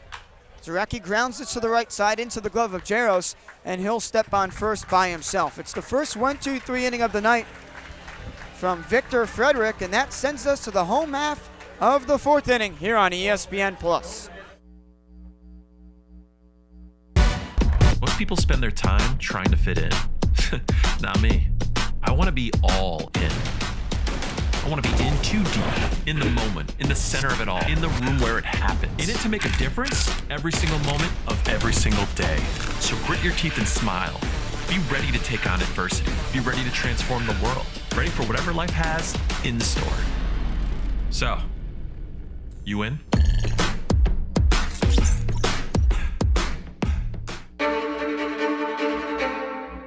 The motoring event of the year returns. The Audrey Newport Concours and Motor Week, October 1st through 4th. Witness breathtaking automobiles against a stunning backdrop of coastline and historic venues. From celebrated events like the Gathering and Concours d'Elegance to the all-new Supercar and Hypercar Concours, and free access to the Concours Village. There's something for all to enjoy. Join us in our chair Jay Leno in celebrating automotive excellence, luxury, and community. Tickets on sale now. The Jacksonville product Scout Updike back on the mound for the Bristol Blues. It's his 4th inning of work. So far he's given up no hits with just 1 walk and 5 strikeouts. He's struck out the side all the way back in the first, and he did it against the 1, 2, and 3 hitters, and right now he'll face 2, 3, and 4 to begin the bottom of the 4th inning. Yeah, and the Newport offense just has been non-existent so far. I mentioned they had that hot start at North Shore yesterday, but with that hot start came just 3 runs through the final 8 frames of play, and now today, scoreless through their first 3. They need to find their footing, need to try and get a leadoff man aboard and turn to some situational hitting, maybe even some small ball to try and get him across home plate. Salinas enters tonight with a .330 batting average, 3rd on Newport.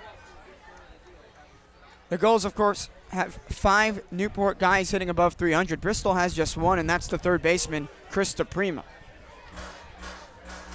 And Salinas is someone who, despite the power, despite the great average numbers, he's someone who can play some small ball, hit a soft grounder, lay a bunt down.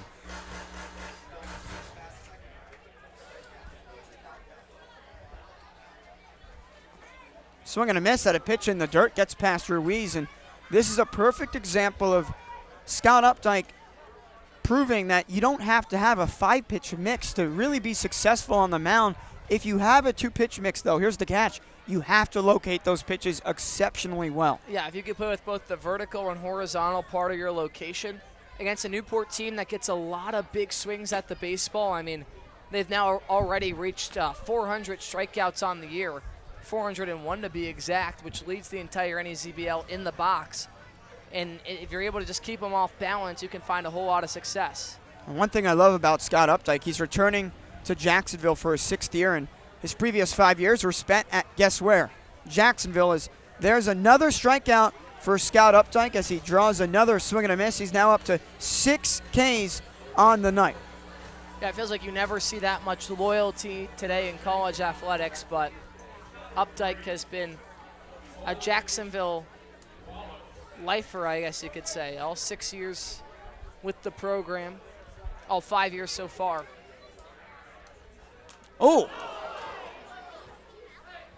That hits the helmet of Colby Wallace, and luckily he gets up right away, and he'll head to first after the hit by pitch. Yeah, a bit of a heart-stopping moment there. I mean, Wallace looks fine, looks a little more aggravated than anything, but he'll take first base, and it's the second base runner for Newport.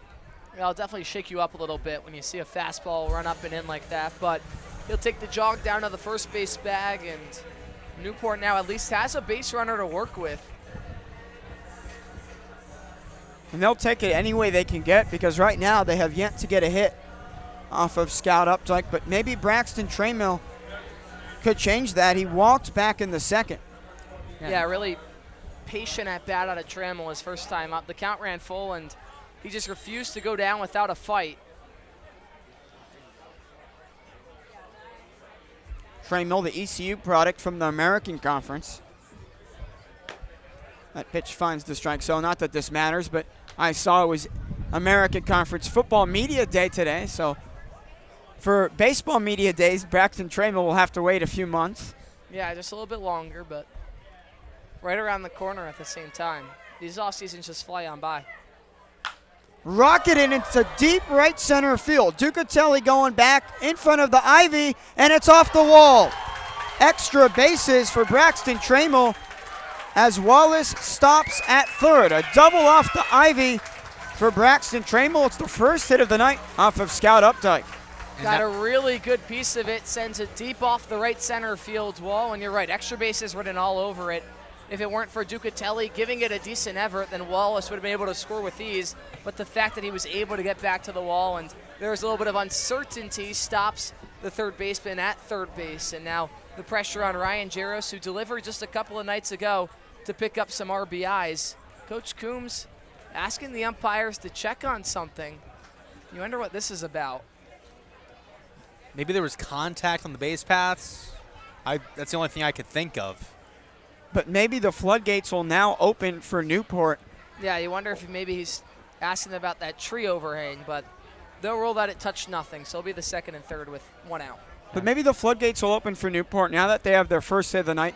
You knew it was only a matter of time before they'd cash in because, look, the numbers write it all. 263 average coming in, a 385 on base percentage coming in. Newport leads the league in both of those categories. They also lead the league now with 347 hits. So with 2 runners in scoring position, Updike has to work out of the stretch well, and that'll help. If you're Jaros, you have to shorten up a little bit. You just have to try and find a gap. You can see DePrima shaded up onto the grass, so there's a lot of space to work with on that left side. Even a hard ground ball could get through into left field and bring at least 1 run in to score, possibly even 2. Another whiff generated by Updike as the Rutgers product swings at that pitch in the dirt. This is exactly what you needed out of your Updike, looking to respond, work ahead early, try and force Newport into an unproductive out. We'll see what he goes with. You don't want to really have to plant something in the zone if you don't need to. Maybe back to another low and away breaking ball. lined above the leaping J.J. Romatzik and into right field.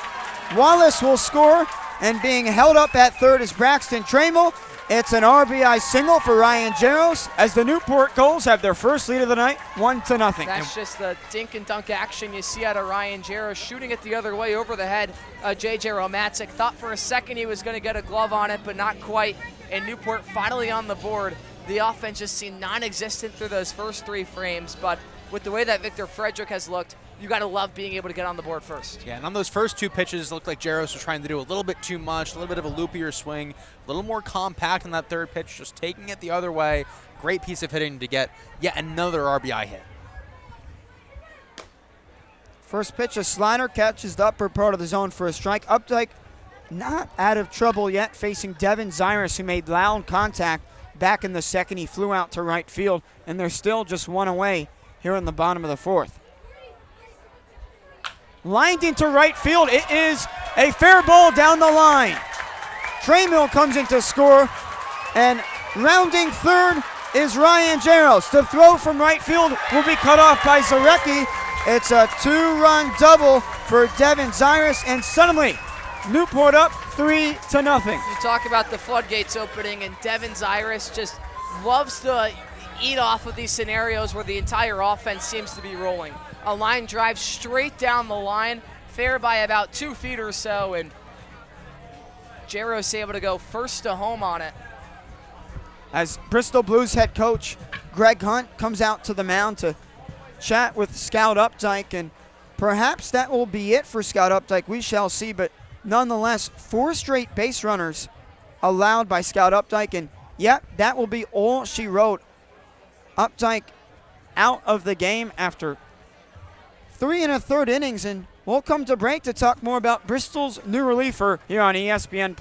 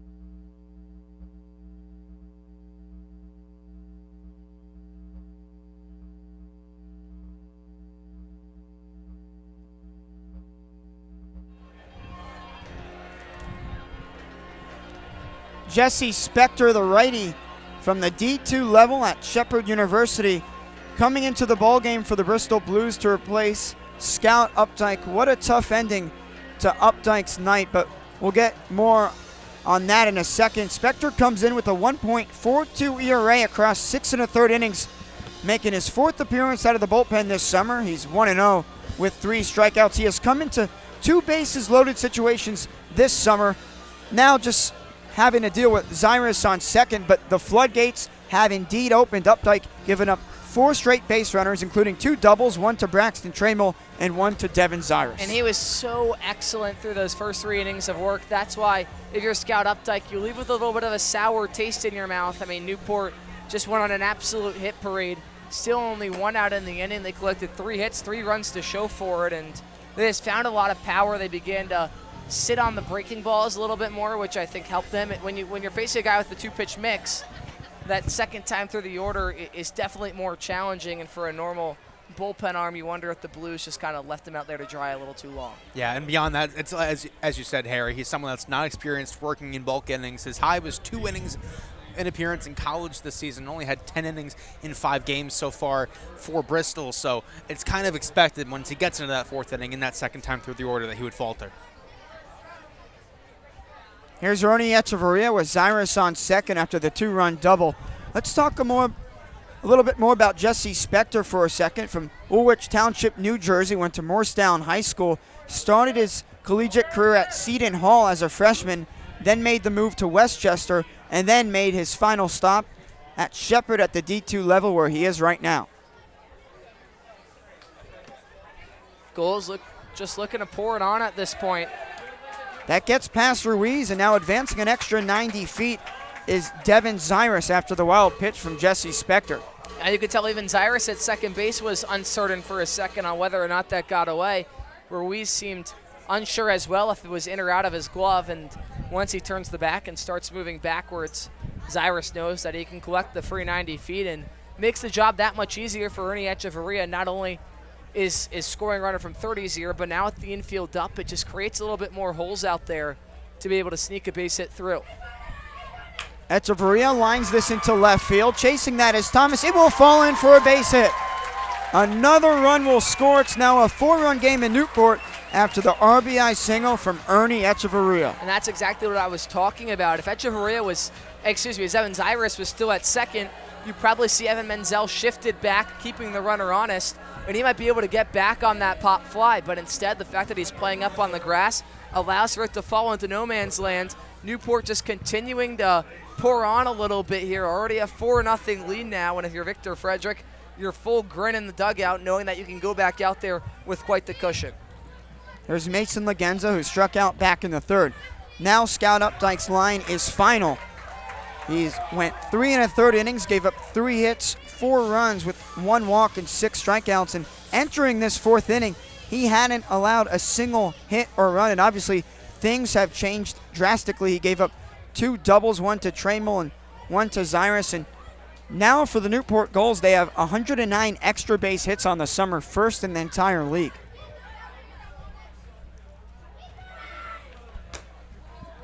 Great read a couple pitches ago from Echeverria on the pass ball to take second. And now it's yet another man in scoring position with only 1 out for Lagenza, who, as we said, is very hot and cold, but you know what he can do when he's really feeling himself.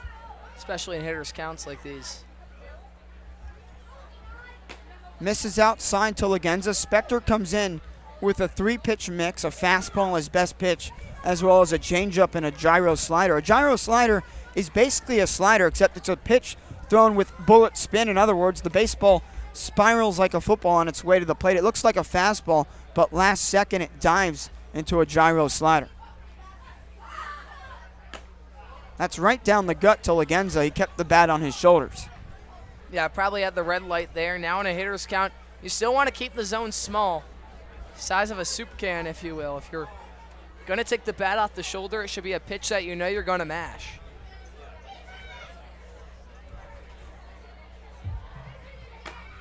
That misses high. It's a 5-pitch walk from Jesse Spector, and now runners on first and second with the number 9 hitter, Cade Brown, stepping up to the dish. Yeah, it seems like things could go to bad to worse for the Bristol Blues in a matter of moments.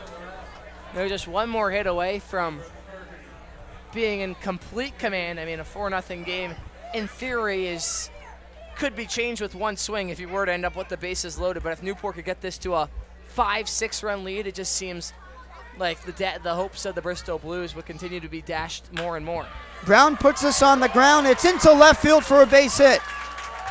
The Gulls go station to station as Echeverria stops at third. The bases are now loaded as we flip up to the top of the Newport Gulls lineup card with their all-star Gus Gandy stepping up to the plate. Say his name. We'll see if Gandy can get in on the offensive action as well. The 9th Newport goal to come up to the plate during the bottom of the 4th, and he just seems to eat during scenarios like this. When you put runners on base for him, especially when he can swing freely with less than 2 outs. Had a home run yesterday.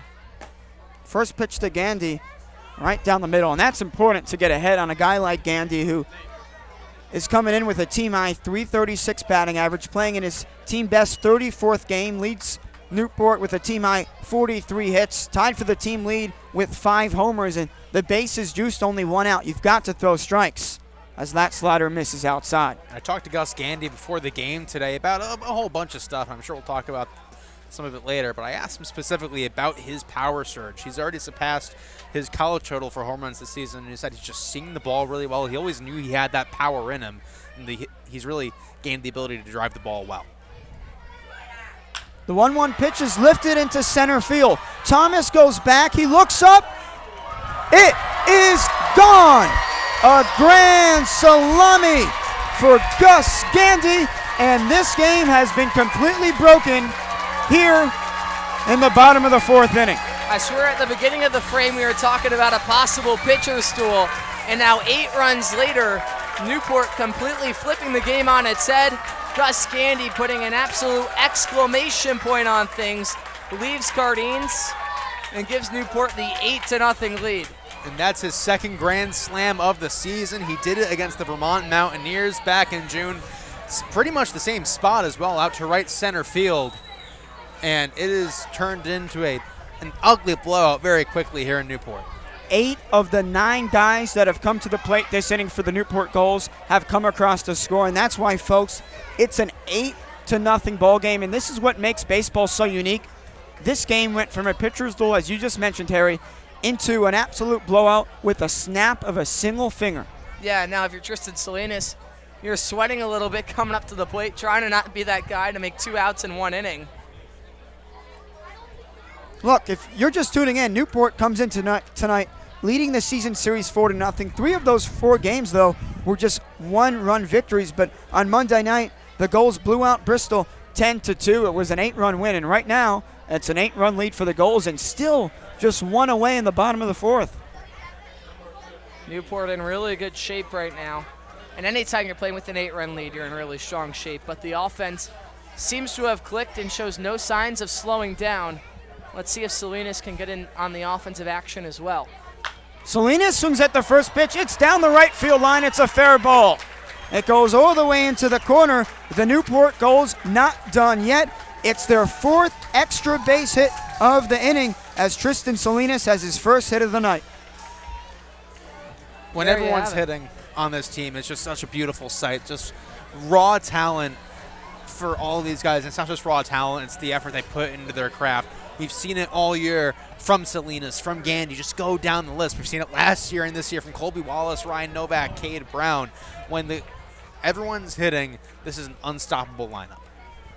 You know, at this point, Newport's trying to chase down that 10 spot in the frame. And you have your 10th run at the plate in Colby Wallace. That slider misses low and away to Wallace, who is 0 for 1 with a strikeout, a hit by pitch, and a run scored. And I'll tell you this, 7 hits on the board on the night for Newport, all 7 hits this frame. Yeah, just out of nowhere, it seems like they finally were able to get themselves going. That also misses away, and for Jesse Spector, that grand slam he gave up to Gus Gandy were the first 4 runs he allowed because the previous 4 earned to Scout Updike, the original starter for Bristol, who really pitched well. He had 6 strikeouts to his name and 54 total pitches thrown. But this 4th inning has been nothing short of bad for Bristol. And this is in the air to left field. Cal Chance is under it as he gets his first action in left field. And finally, the second out of the bottom of the 4th inning for Bristol.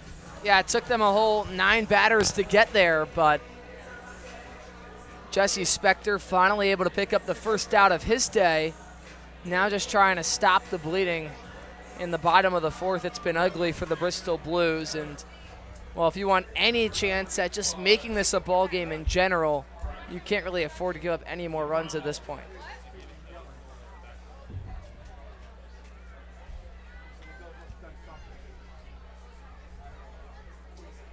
Trammell swings at the first pitch, fouls it down the left side. Obviously, Trammell had that double earlier on in this inning, felt like a ways ago, but it was only a short while ago, and obviously he later scored thanks to Ryan Jarris' RBI single. Yeah, and even in that walk, he had an absolute screamer down the right field line that he just hooked foul. He's seen the ball really well today. Spector not out of trouble yet. Trammell nubs that foul, and finally, Spector is a strike away from sending us to the 5th inning. Trammell almost escaped the yard his last time up, put it off the very top of the right center field wall. You know he has his eyes on a big prize, his second time up during the inning. Not an easy situation for a D2 pitcher to come into. The 0-2 pitch home, and it misses up and away. Bristol not out of trouble yet, and if Bristol has any hopes of coming back, the good news is we still have 5 innings of baseball left.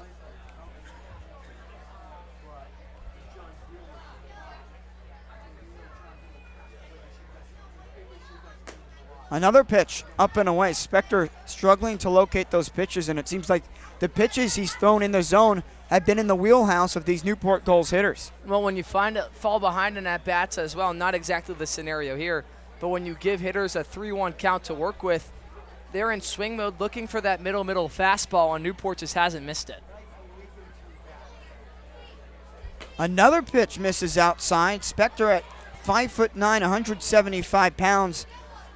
Not a guy with a ton of velocity, and that's why it's so important to locate the pitches. Obviously, a 3-pitch mix, his gyro slider has a ton of movement, but right now he's not getting any of these hitters late because he's not blowing fastballs right by them. They're able to time it up. They just have to guess where that baseball's going to land in the batter's box. But this time, it's nothing but air on the swing from Braxton Trammell, but not before the Newport Gulls put up 8 on 7 hits. And of course, the highlight, a Gus Gandy grand slam. There's a reason. He's a Newport Gulls All-Star, but plenty of baseball left, so stay with us here on ESPN+.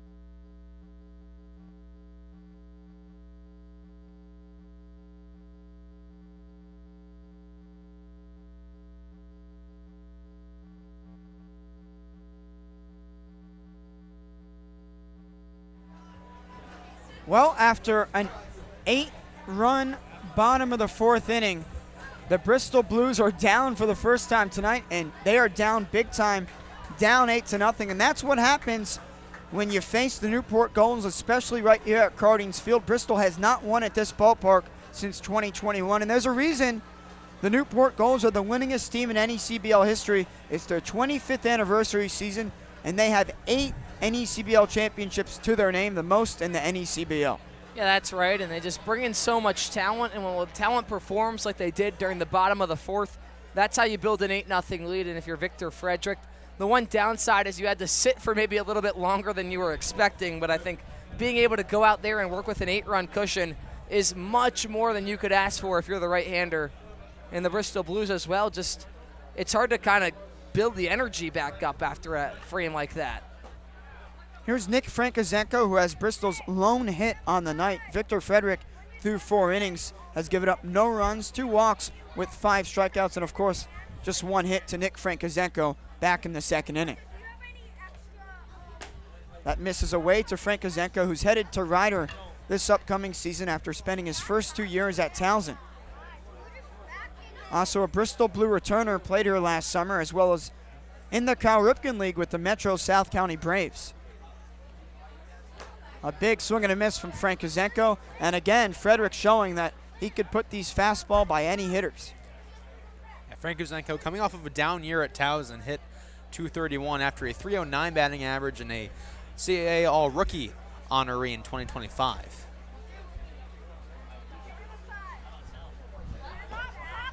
A good take by Frank Ozenko, who has 28 walks this summer, second on Bristol, of course, behind Antonio Ducatelli. And if you're the Blues and you want any chance at coming back, it starts with being patient at the plate. You can't get 8 runs back in one swing. And that hits the foot of Nick Frankozenko as Frankozenko heads to first. It's his second trip to first base, something really no other Bristol Blues players have been able to say, and they have to start saying it because down in an 8-run hole, you have to start getting on base. Definitely a pitch that Frederick wishes he added back. Tried to paint in the low and inside corner, but instead just runs a little too low, a little too far in, and clips the lead foot of Frankozenko. He had a waste pitch to work with, but instead the hit by pitch occupies the first base bag.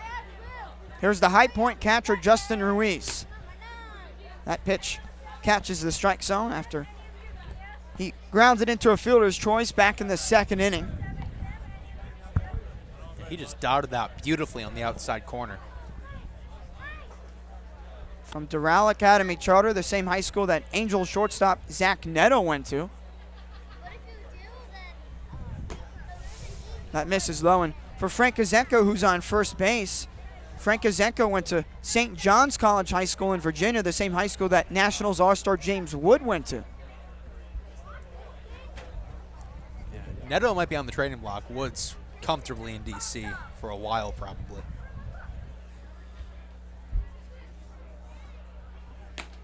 Slider right down the gut to Justin Ruiz, who kept the bat on his shoulder. And right now, if you're Bristol, it's completely fine to be aggressive because in order to score 8 runs, you have to have 8 guys on base. And right now, only 1 hit to their name.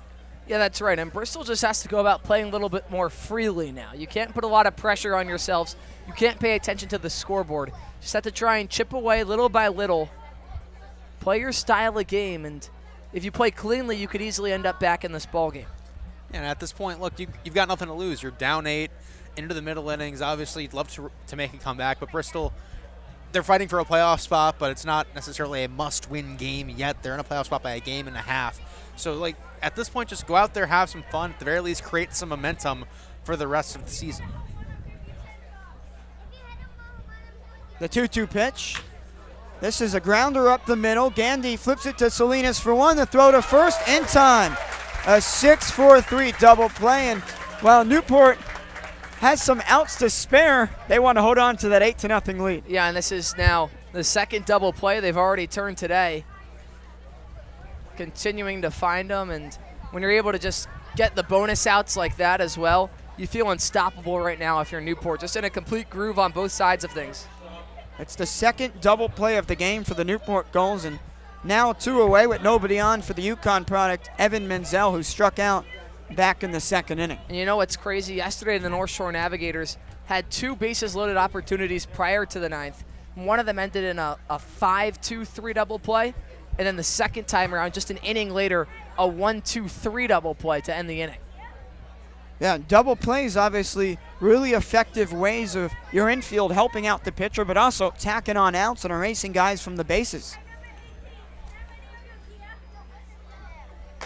A big hack from Menzel, nothing but air on it. For the guy that started his collegiate career back in 2025 at Maine, he led Maine with a .342 average with 18 ribbies, but this past season at UConn in 43 games, hit just .232. The elevated fastball has by far been his best pitch throughout the contest. Let's see if he goes back to it after the big swing and a miss. A grounder, oh, what a hop, but it's caught by Salinas, and he throws it to first in time. That dirt is not getting in the way of Tristan Salinas, who had a double last inning, and it's why the Newport Gulls still have an 8-0 lead as we head to the bottom of the 5th here on ESPN+.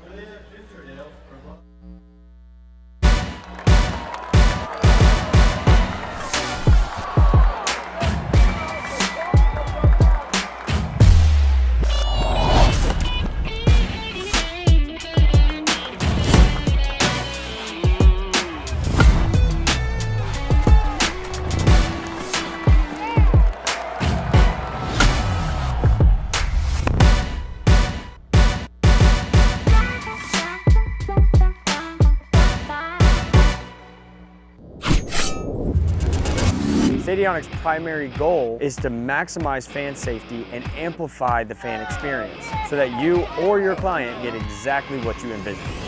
Welcome into beautiful Chapel Hill, North Carolina. It's downright gorgeous.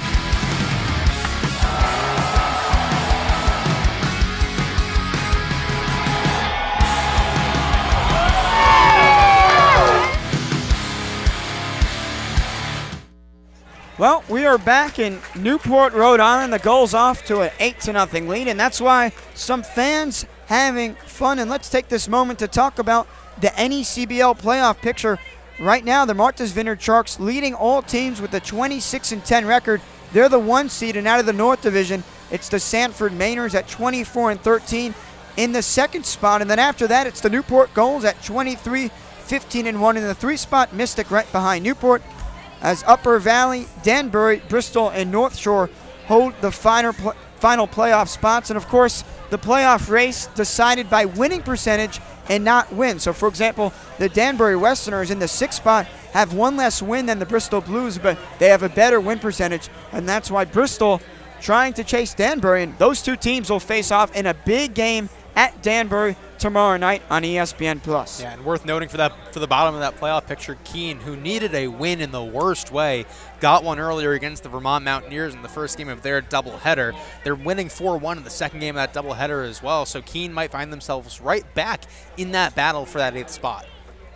As it stands right now, Newport would square off with the Danbury Westerners. Two of those 3 games would be at home. A new pitcher on the mound for the Bristol Blues as well. Yeah, it's Jonas Apenick, the George Washington product, and the first pitch is swung on and hit into center field. Thomas will look this one back at the track. He makes the catch. A loud first out here in the bottom of the 5th for Jonas Apenick, who's making his 3rd appearance out of the bullpen for Bristol. He's 0-1 with a 0.00 ERA and 2 innings pitched with 3 strikeouts, and he last pitched right here on Monday night at Cardines Field. Yeah, and the Bristol Blues just looking for any guy that can eat up some of these middle innings after just an explosive 8-run frame from Newport their last time around. Someone that can weather the storm a little bit. Ryan Jaros got a really good piece of it, one of the few goals searching for their first home run still on the season. Devin Zyrus, another one of those names, and now playing with a comfortable lead. I'm sure both of those guys would love to give the home crowd a little bit extra to cheer for.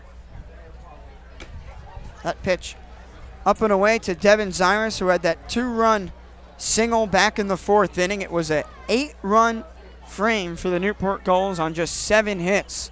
They got to Scout Updike for the first time tonight, and then Jesse Spector gave up a grand slam to Gus Gandy. I'll tell you, Isaac, I don't think across the entire NECBL there's anything more signature than the Friday night at Cardines. The Gulls play at home every single Friday, and over the last 2 weeks, outscoring their opponents 27-2. If they can ride that momentum into the postseason, possibly hosting a playoff game next Friday, oh, that'd be so huge. Yeah, obviously this is a perfect spot for baseball. You get the sea breeze, you get the foot traffic from a big tourist spot in the summer. And then you have to have something called retention. Keep the fans in their seats, and you could do that if you put up some offense on the board. And the Gulls put in on base runners as Devin Zyrus gets on for the 2nd time tonight, this time via a walk. Yeah, just a patient at bat out of Devin Zyrus. What else would you expect? Leads the team in terms of base on balls and didn't even bother really taking the bat off of the shoulder. He forced Aponic to work to him, and the right-hander just struggling a little bit early on. It was a loud first out to start the inning. You wonder if that gave him some more nerves. He has to settle back in against Echeverria. It's the 4th walk Jonas Apenick has thrown this summer. The righty at 6'1", 190 from Sugarloaf, Pennsylvania, comes into tonight with the 4-pitch mix of fastball, cutter, curveball, and changeup. Hello, this is fouled right back into the netting. Someone got a hold of our field mic. Okay, number 9. Number 9, let's go. Number 9, I have a microphone. Well, some audio time here on ESPN Plus as Apenick checks back on Zyrus at first. Fans, that is not what you do at a baseball game. You could go to the concession stands, you can go to the bathroom, you can sit in your seats, you can get foul balls, but do not take the mic. Don't take the crowd mic. That's never a good thing. Echeverria flies this one foul and out of play. Then you got to face our producer today, Matt Clements, is going to have to go scream at you. That's never, it's never good. I don't think I can picture Matt yelling at someone.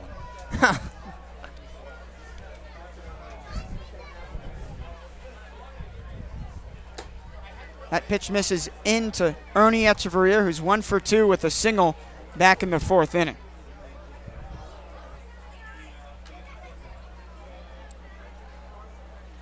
So 2-2 now.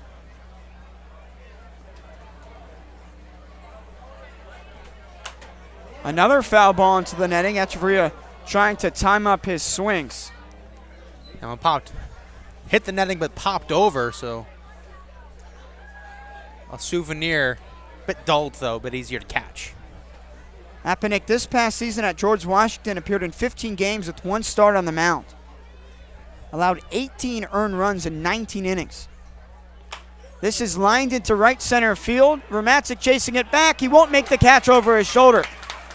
It's the 8th base hit of the game for the Newport Gulls, and now runners on first and second with Mason Legenza coming up to the dish. That just seems to be the Echeverria special as of late. Bloops it in over the head of J.J. Romancic, continuing to find the small holes across the outfield grass. His second hit of the ball game, and Newport trying to chase down double digits, now have the 10th run aboard first base. Here's Mason Legenza, who's 0 for 1 with a walk and run score.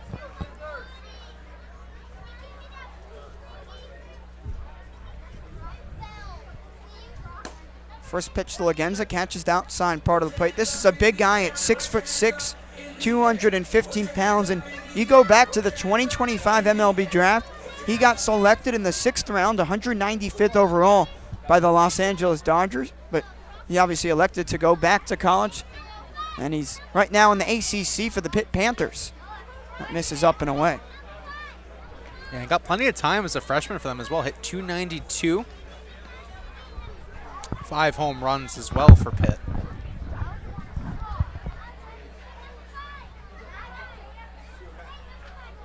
One ball, one strike. Zyrus on second, Echeverria on first. Newport trying to extend their 8-run lead. Grounded foul to the right side.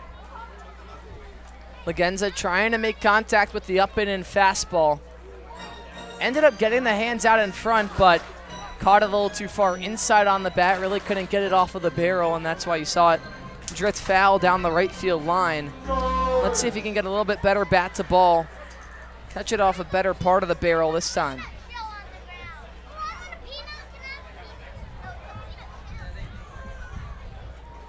The 1-2 pitch home. A swing and a miss on a pitch in the dirt as Apenick has his first strikeout of the night, and there's 2 outs now in this frame. Nice diving breaking ball there for a much-needed second out to settle things down a bit for Bristol. As Cade Brown this will be a big out to get, because the last thing you want to do is bring Gus Gandy back up with maybe the bases loaded again, or at the very least another run come in with multiple guys on. Sounds like a trivia question I would ask Isaac. The last guy to have 2 grand slams in the same game. I don't know the answer, but Gandy's going to have a chance to do it. In the air, into right field. And camping under it is Antonio Ducatelli. As the Gulls strand 2 runners on, but the good news, they still have an 8-0 lead.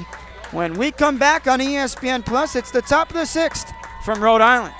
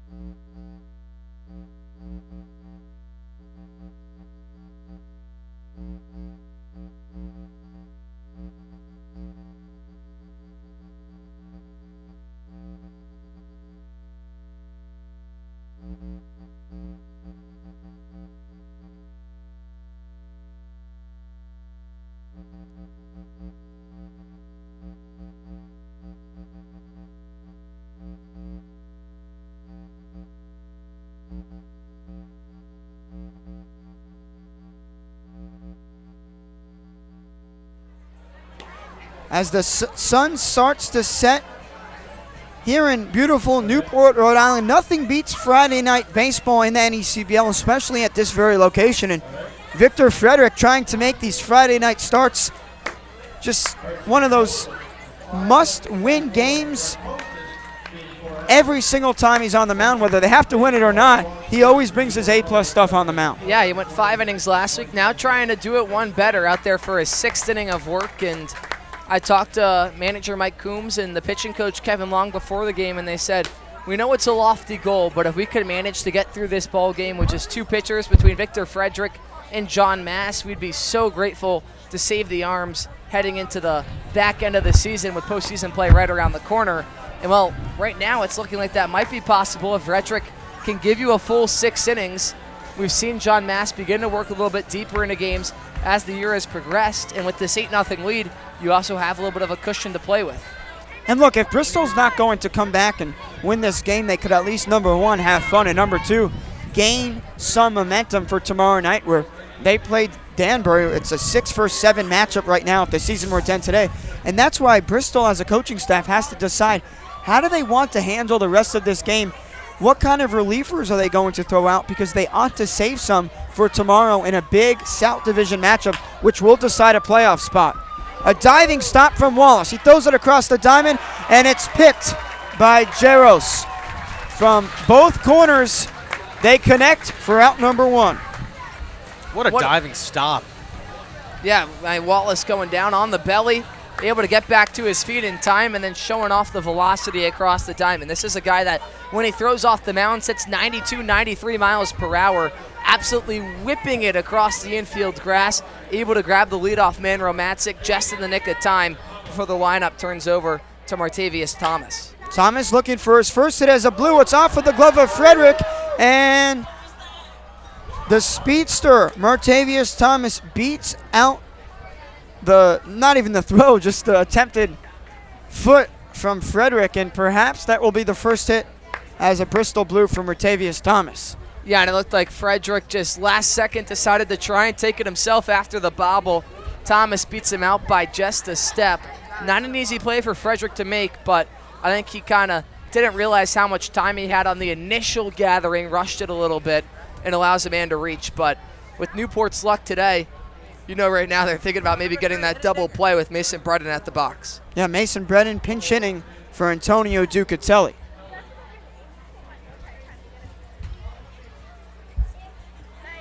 First pitch way up and away to Mason Bredin, who has 28 strikeouts and 51 at-bats this summer. He's been struggling, striking out more than 50% of the time, but if you watch him in batting practice, this guy just needs to put bat on ball because he could send a ball a long ways, especially in a ballpark like this. Bredin lets a pitch go by for a strike, and by the way, Martavius Thomas's hit ruled an error, an E1 from Frederick, so Martavius Thomas still without his first hit as a Bristol Blue. Credit to Thomas, though, getting down the line, a hard 90 as the coaches call it.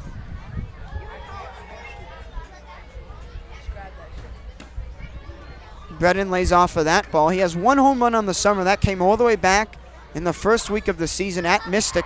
And Bredin actually a two-way player, not for Bristol, but at the college level for the Long Island University Sharks. And someone that can play both sides, pitching and hitting-wise at any level. Just so impressive.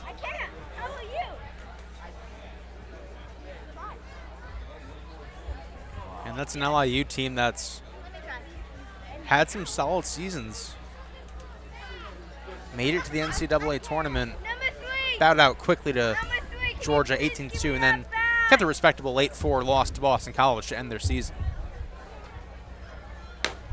Big swing and a miss from Mason Bredin as the count now full with Martavius Thomas still on first. The Bristol Blues have a lot of baseball to be played, but trying to end that shutout, and right now they have yet to get to Victor Frederick, the St. John's product, on the mound. And despite being at 70 pitches, his fastball hasn't lost a touch of velocity.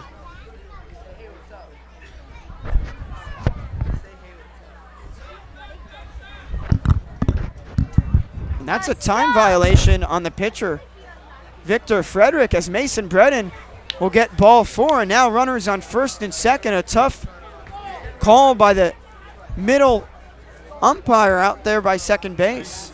Frederick rolls his eyes at the call. A quick word with the field umpire. I think when you're gearing up for such a big pitch,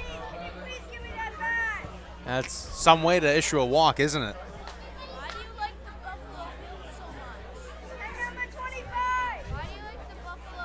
Little meeting between Echeverria and Frederick on the mound as Krista Prima, Bristol's all-star infielder and outfielder. He plays everywhere at third base tonight. He's 0 for 2.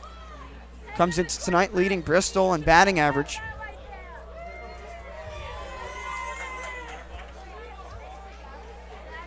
And for the Blues, they honestly need to be aggressive if they want to win this baseball game. Yeah, I mean, you're getting past the point where you can just say, okay, we need to chip away 1 or 2. They need a chunk inning. They need a crooked number up on that scoreboard.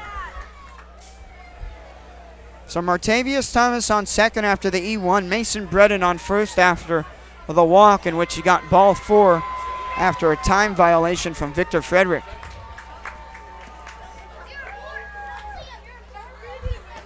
Inside to DePrima. you know, what a difference of scenarios that could have been if Frederick just starts his windup a second earlier. You could have 2 outs and 1 man aboard, but instead 2 men aboard with just 1 out to the ever so dangerous Chris DePrima as the Blues are trying to finally get themselves on the board during the top of the 6th. The 2-0 pitch outside to DePrima, and it goes off the glove of Echeverria, and advancing from first to second, Thomas and Bredin advance now to second and third. Starting to see Frederick lose a little bit of that sharpness that we saw against Keene last Friday, even though he stayed very clean. There were a couple times where he gave up some hard contact. And this is the first time working into the 6th inning this season. Definitely uncharted waters for the St. John's product, at least in the NECBL. Thomas on third, Bredin on second. DePrima trying to end the shutout. That's a fastball go right by for a strike. And obviously, DePrima was second on Yale this past season, hitting .349. Was a big part of why Yale won their 2nd straight Ivy League regular season championship. They also won the Ivy League tournament for the first time since 2017, making it to the Eugene Regional in Oregon. That fastball is up and in. It's back-to-back walks from Frederick. And for the first time tonight, the Bristol Blues have the bases loaded with the dangerous lefty Cal Chance coming up to the plate. Yeah, and you expect this to be an opportunity that the Newport Gulls let Victor Frederick try and work through. You have the 8-run lead for a reason. You don't want to have to throw a new arm in there into this scenario. So they're going to trust Frederick to get some pitches in the zone against Cal Chance. Maybe try and create another one of those double play balls, but first a pitching visit from pitching coach Kevin Long. And some fans are trying to get the wave going as we have this little break in the action. Nothing really sustained throughout the entire ballpark so far. Really been limited to one side. It's tough, you know, with the broadcast booth and press box kind of breaking things up in the middle.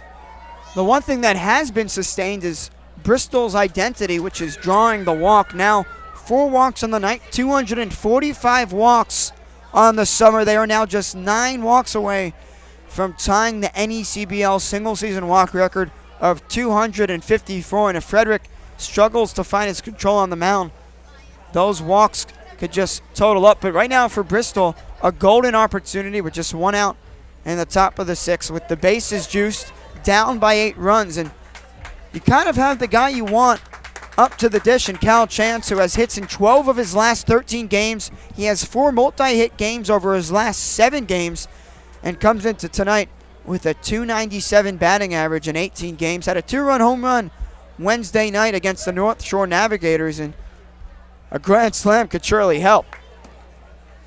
For the Blues, just trying to get yourselves on the board. Chance, try and shorten up, put something right back up the middle. See if you can get it into the outfield grass and drive in 1 or 2. And no pun intended, Cal Chance has a chance to get the Blues on the board. That's right, that's right. Fitting name. Thomas on third, Bredin on second, DePrima on first. The 1-0 pitch to Cal Chance. Fastball finds the outside part of the plate. It's 1-1. Good to see Frederick locate the fastball well after struggling with that a bit earlier in this inning.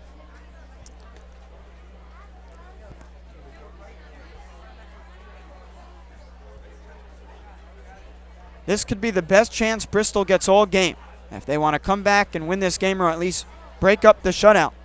Chance grounds this to the right side. Salinas throws it to second for one. The throw to first, not in time. As the shutout is now over, as Mertavius Thomas touches home plate, it's now just a 7-run ball game in Newport.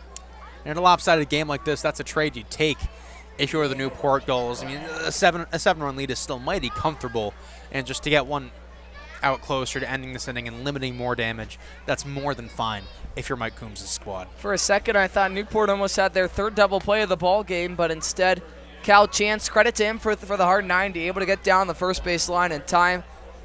Salinas did have to sit on it, back on it just a little bit, which delayed the toss to second, but Bristol now just able to get on the scoreboard, at least start making a move towards something, even if it's just making it a more competitive score on the scoreboard.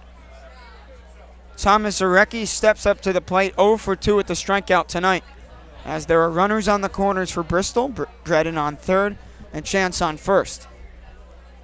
The Blues still with just 1 hit on the night. Zarecki, one of the crown jewels of Canisius University, 365 with 6 bombs this season.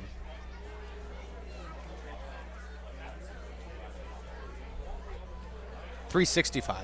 I think I said 635. That would be very high. Especially for a catcher. Ted Williams and a half. Zarecki lines this into right field. It's a base hit for Bristol. Mason Brennan comes in to score. It's now just a 6-run ball game as the Bristol Blues have their first hit since all the way back in the second inning. Didn't exactly get a great barrel on it, sort of in on the hands, but lifts it just over the head of Tristan Salinas down in front of Devin Zyrus. And the Blues double it up, make it 2 runs in the top of the 6th. Still 2 men aboard with 2 outs, so they're not done just yet. Frankozenko with a chance to make it a little bit closer. Yeah, and right now we're maybe one swing away from this game getting mighty interesting as we enter the late stages. Here's Nick Frankozenko, the guy you want up to the plate with the runner in scoring position. Currently with 23 RBIs, 5th in the NECBL, and he's reached base in his 2 trips to the plate, once on a single and once on a hit by pitch. Frankozenko puts this on the ground to the right side. Salinas has it. He flips it to first in time for the 3rd out. But not before the Blues score 2 runs on a fielder's choice from Cal Chance and an RBI single from Thomas Arecki. But the Newport Gulls will have their top of the order up. Gus Gandy, who had a grand slam back in the 4th, coming up to the plate when we come back on ESPN+.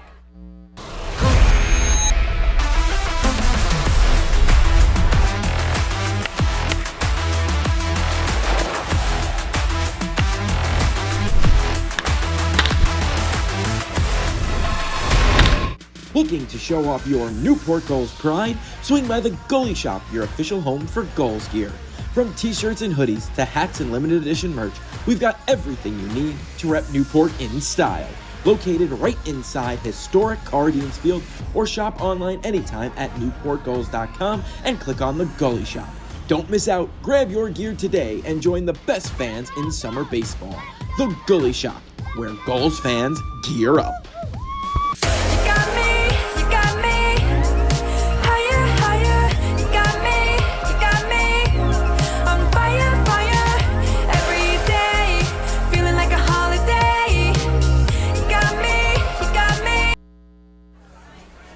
Whether you're an island resident or planning a summer getaway, the fastest way to get to the Cape and Islands is by taking the New England's League's preferred partner, the Steamship Authority Ferry. Visit steamshipauthority.com for more information. The good news, neither of these teams had to take the Steamship Authority. Nothing against the Steamship Authority, we love it, but nothing beats those smooth bus rides. And Bristol obviously coming from Bristol, Connecticut on bus, and the Newport Gulls coming from their host families or their homes, or maybe you slept in the stadium. Who knows what Harry Tidgwell does after a game day. Yeah, that's right, you know. Right under the second base bag, there's a secret layer. You know, I've still never visited the dungeon where the crazy production that your fantastic crew does. I've heard from PJ Moynihan, I hope he's listening, the executive producer for the NECBL, that he doesn't like to stay in there for more than a few seconds. Oh, it gets crowded. I think about anything more than one person can be a little crowded, but they make it work somehow. Yeah, and we didn't have AC until this year. That's a much-needed change. Krista Prima throws this one across the diamond in time. It's the first time Krista Prima has fielded a baseball at third base since the second inning, and before the second inning, he hadn't fielded a baseball at third base since high school.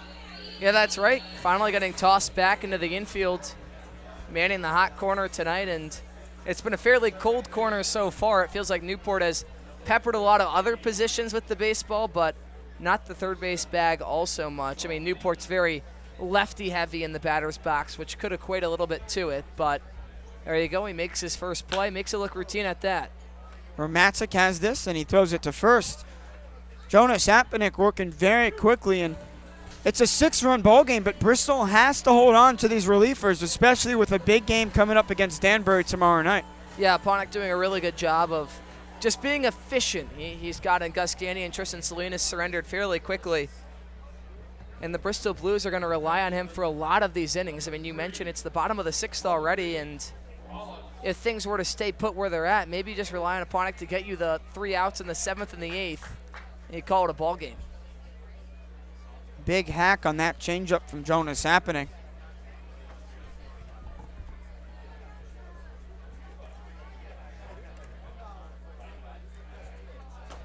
That pitch misses inside to Colby Wallace, who was hit by a pitch back in the 4th inning. Was the first of 9 straight base runners reaching base in that 4th inning. It was an 8-run bottom of the 4th on 7 hits for the Gulls.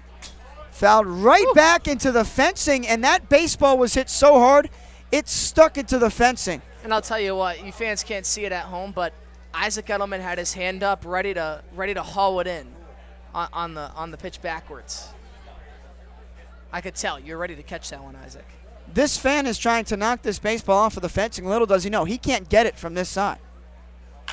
This is lined right into center field. Martavius Thomas dives and can't come up with the baseball.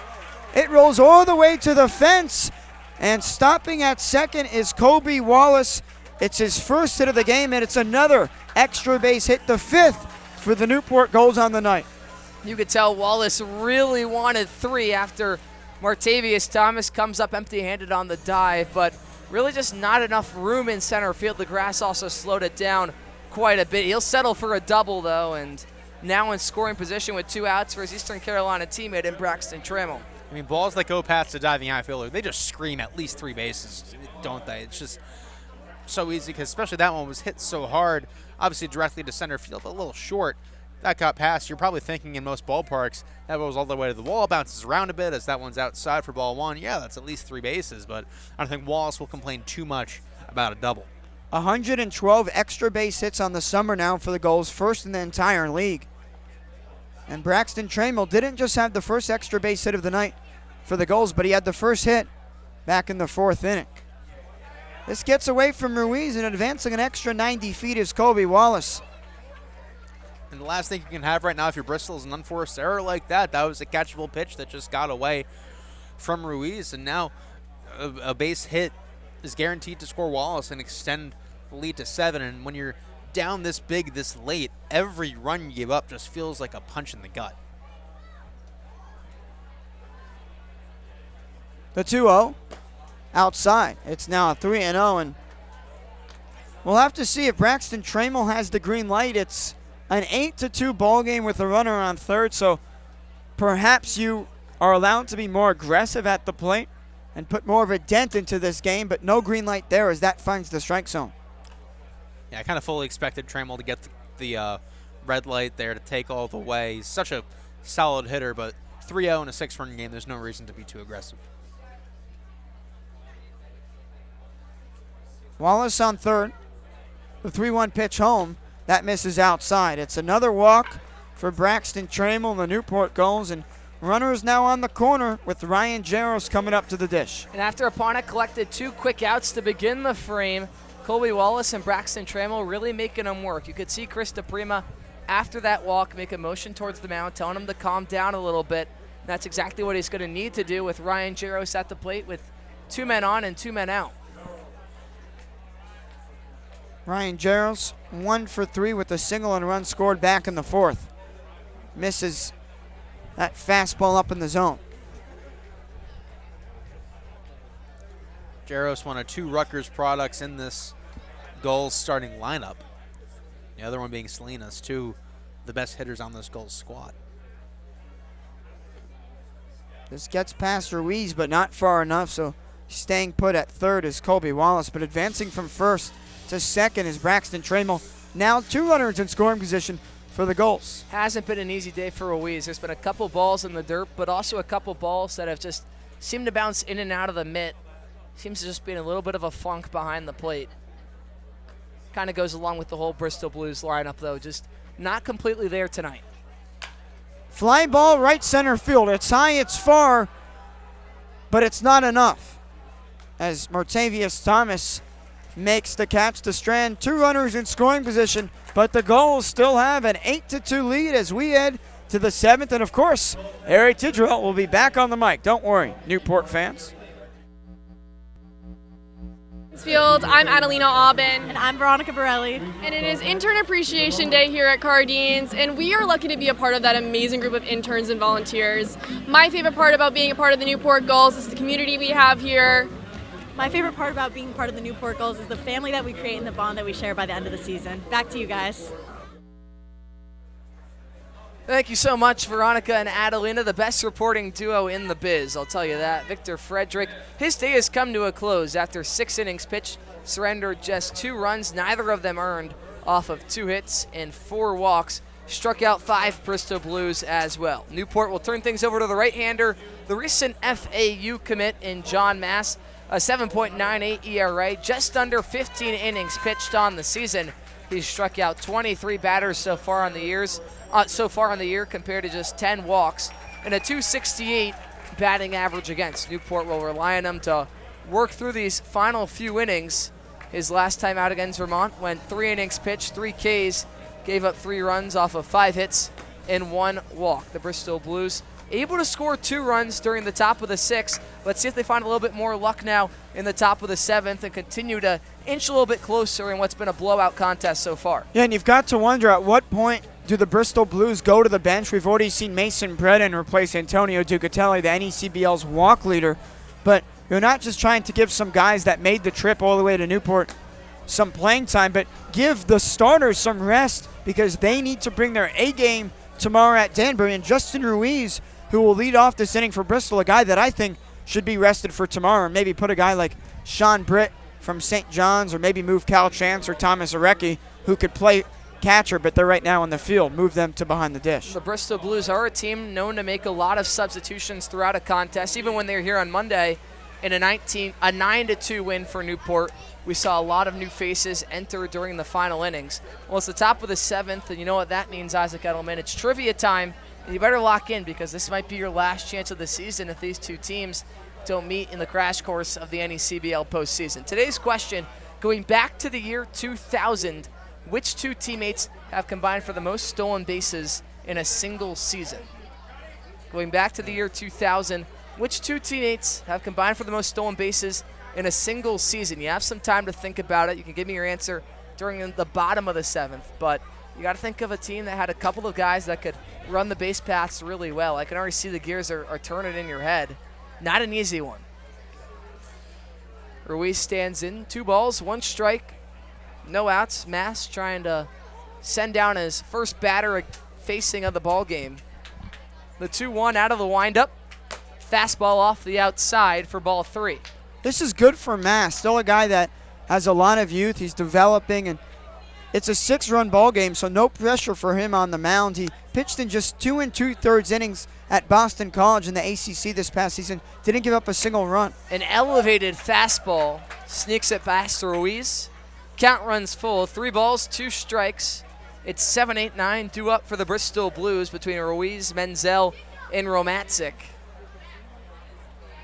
John Mass talked about trying to stay calm during situations like this, and instead the fastball up and in catches Justin Ruiz on the lead arm. He appears to be okay, taking the walk down to the first base bag. Definitely shook him up a little bit. but stayed away from the head area.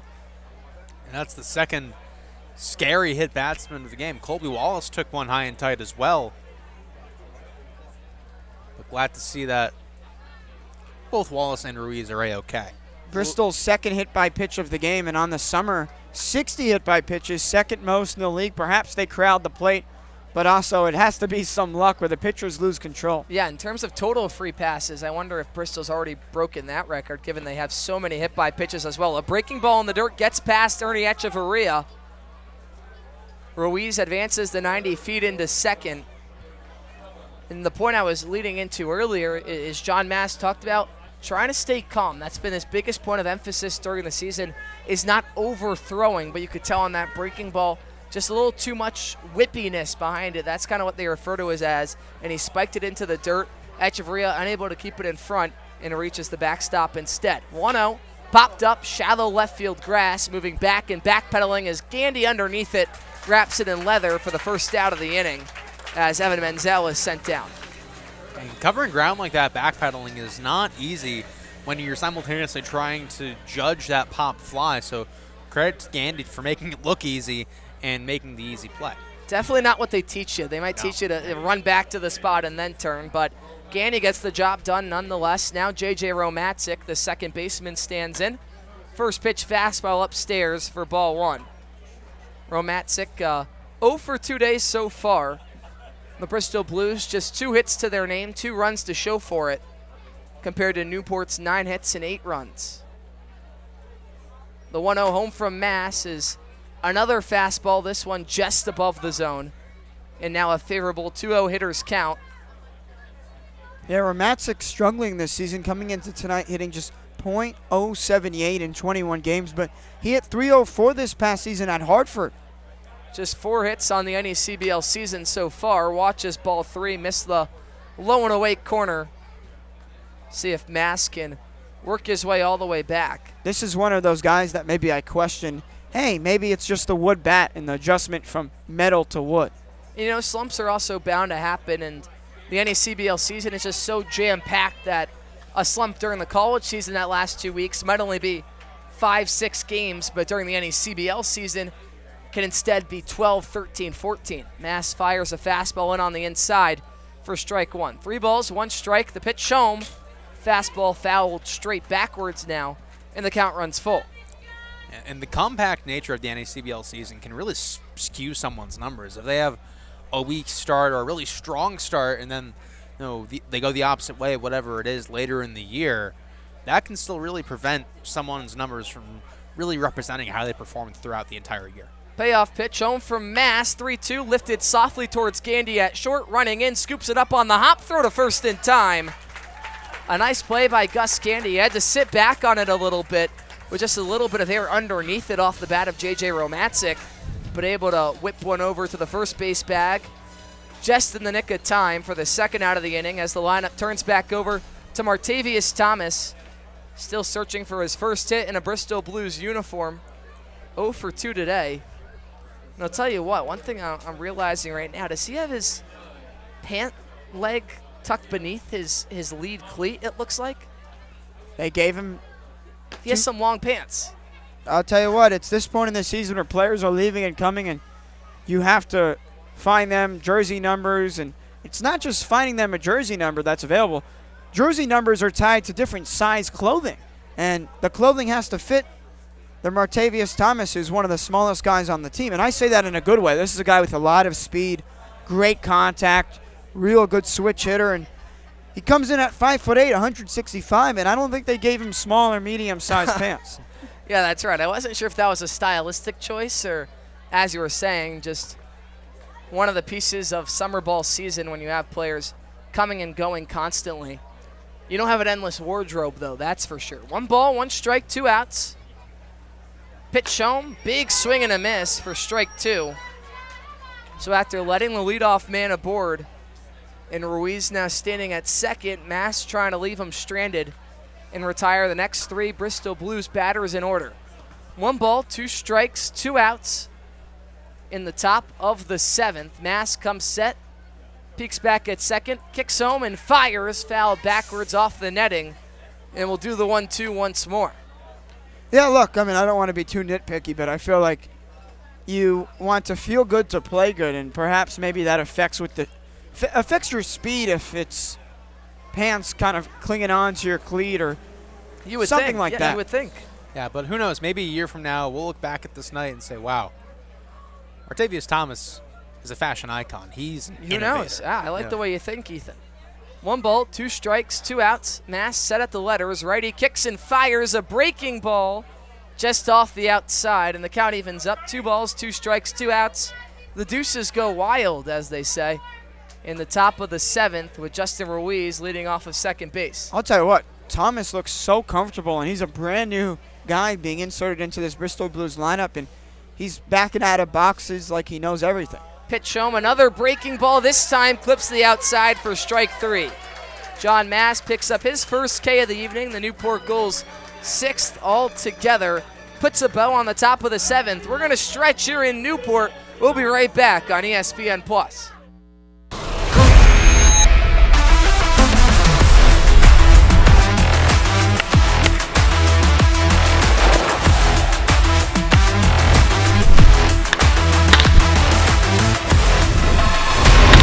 What makes a great team hat? It starts with a Z. For decades, Zephyr has been making the most iconic headwear in the game, trusted by teams, colleges, and pros. We cut out the middlemen and work directly with our manufacturers, so you get top quality, fast turnaround, and prices that make sense. From bold designs to unbeatable fit, Zephyr hats are built to match the quality of your team, right down to the last stitch.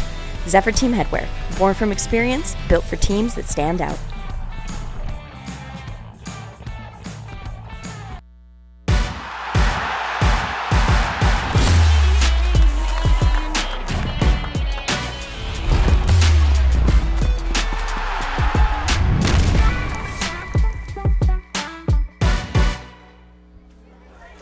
Torin Kassabaum on the mound for the Bristol Blues. He also appeared in Monday evening's contest as well. But Isaac Edelman, give us a quick refresher on the left-hander. Yeah, Torin Kassabaum, the LIU product.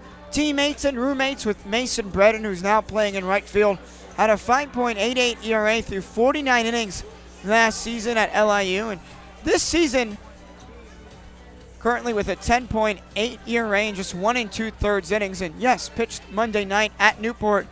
Got into a bit of trouble, gave up 3 hits with 1 earned run, but trying to keep this a 6-run deficit as we have a few defensive substitutions for Bristol. Jack Balser now in left field in replace of Cal Chance. And now at third base, it's Colin Crowley in replace of Krista Prima. Bristol Blues trying to keep a couple guys fresh and have a big game tomorrow back at Muzzy Field. We gear up for the bottom of the 7th. Devin Zyrus, followed by Ernie Echeverria and Mason Legenza, due up for the Newport Gulls. Trying to reach the double-digit mark if they can. Currently an 8-2 ball game. Zyrus 1 for 2 today with a double. Back-to-back games where he's now recorded an extra base hit. And we got to get back to the trivia, guys. For those of you just joining us on ESPN+, today's question was, dating back to 2000, which duo has recorded the most stolen bases in a single season? Ethan Poole, give our guest Isaac Edelman a little bit more time. You have an answer for me, a guess? I'm going to preface this by saying this is the least confident I've ever felt giving one of your trivia answers. This is a tough one. We had to say something good for the finale against Isaac. Yeah, as we have a rabbit in the outfield. I like Ronald Acuna and Michael Harris. Ronald Acuna and Michael Harris. We'll pencil it in. What about you, Isaac? I was going to go with Ronald Acuna, and I'll stick my answer, but I'm going to go with Ronald Acuna and Ozzie Albies. Ronald Acuna and Ozzie Albies to my left, and then Reyes in right from our scorer, Anthony. And he just continues to amaze me. Jose Reyes and David Wright. Reyes with 78, Wright with 34, combined for 112 stolen bases. Isaac Edelman, you were right behind him. Ronald Acuna Jr.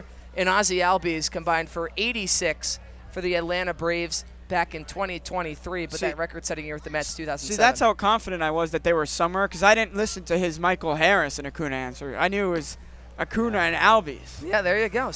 Missing Albies is a bad one on my end. you got yourself on the podium. I think that's something to be proud of. Hang your head up high. I didn't realize David Wright was a big stolen base guy. I know. That's what surprised me out of it, too. I mean, Reyes, of course, did a lot of the heavy lifting with 78 of them, but for David Wright to tack on 34, the 2-2 home, Zyrus ground ball right side. Romatzik can't field it cleanly, and Zyrus safe at first. Mark it as an error for the Bristol Blues, who have fielded fairly cleanly. Might even be scored as a base hit, as it took a little bit of a wicked hop. He had to go sliding down.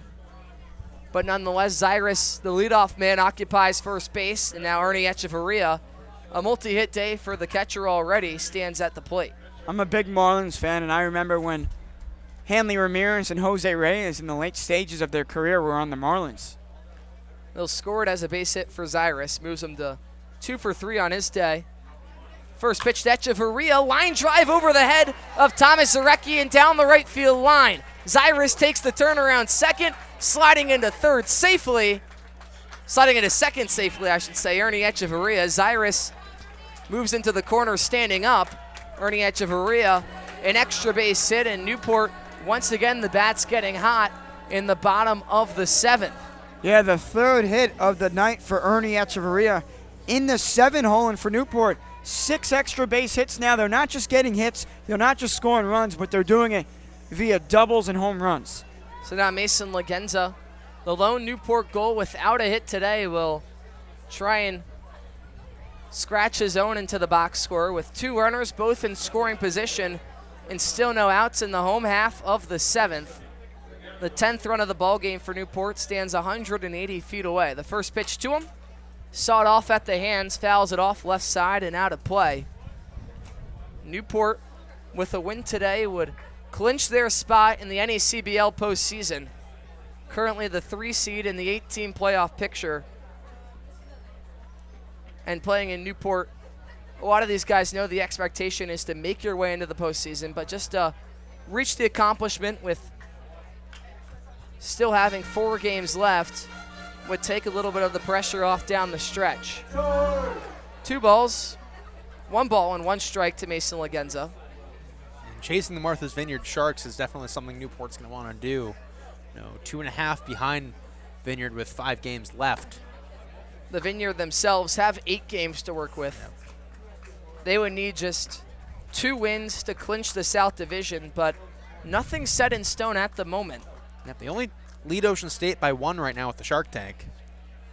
And Ocean State, with that offense, one of the best offenses I've seen on an 11-win team ever. I'll tell you that.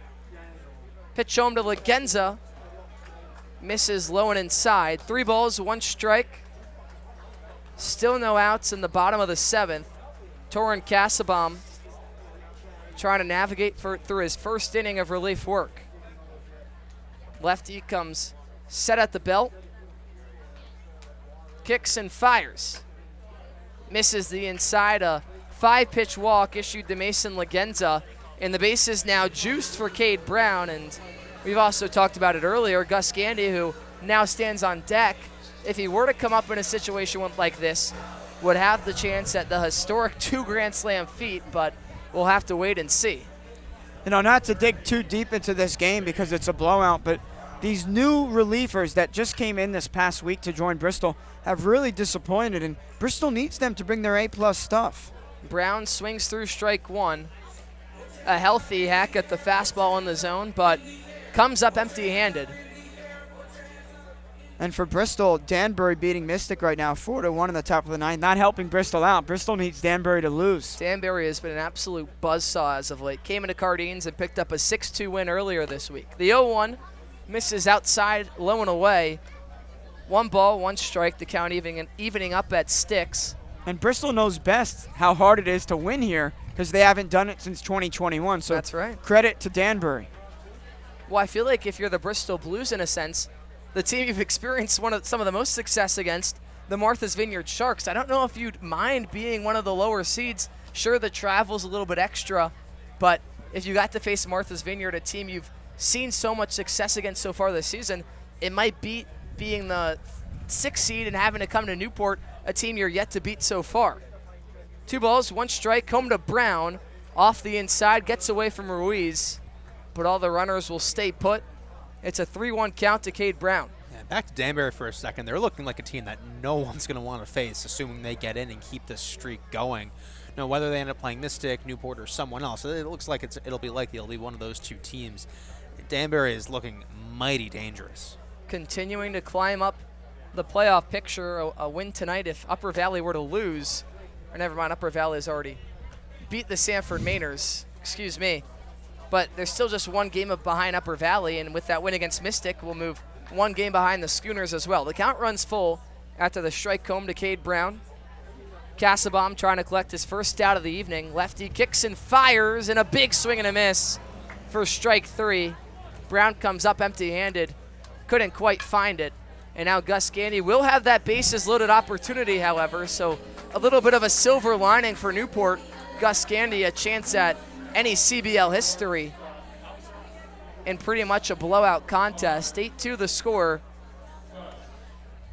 But you look at the stat line for Gandy, 1 for 4 on the day, but that one hit a grand slam over the right center field wall, and right now I feel like he has his eyes set on only one thing and one thing only.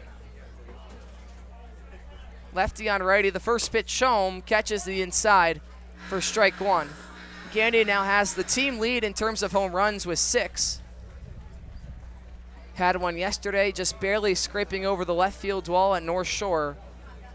Went the other way with his grand slam earlier tonight. That gave him the RBI lead for the team as well. 0-1 once again, catches the inside. And a quick 0-2 count to the shortstop, Gus Gandy. Now with 26 RBIs, surpassing Caden Cloud's 23. The heart and soul of the Newport Gulls batting lineup. Casabom looking for back-to-back Ks. The pitch shown, big swing and a miss upstairs for strike 3. Gus Gandy goes chasing the high heat, can't find anything. And Casabom seemingly settling in, trying to work out of the bases-loaded jam without surrendering a single run. I'm going to ask you a quiz question, though. There's only one MLB player in MLB history to have gotten 2 grand slams in a single inning. I think I know this. Is it Vlad Guerrero? I got it. It's Tatis. Yep, It's Fernando Tatis Sr. No. No? No. Or did Tatis just maybe just did it in the same game? I thought it was Tatis Go as well. back to your first guess. Salinas, first pitch swing foul backwards. I don't know. Is it junior or senior, though? Senior. Okay. Senior. Oh, it is Vlad? Yep. Okay. Okay. I think Tatis did do it as well, senior. Yeah.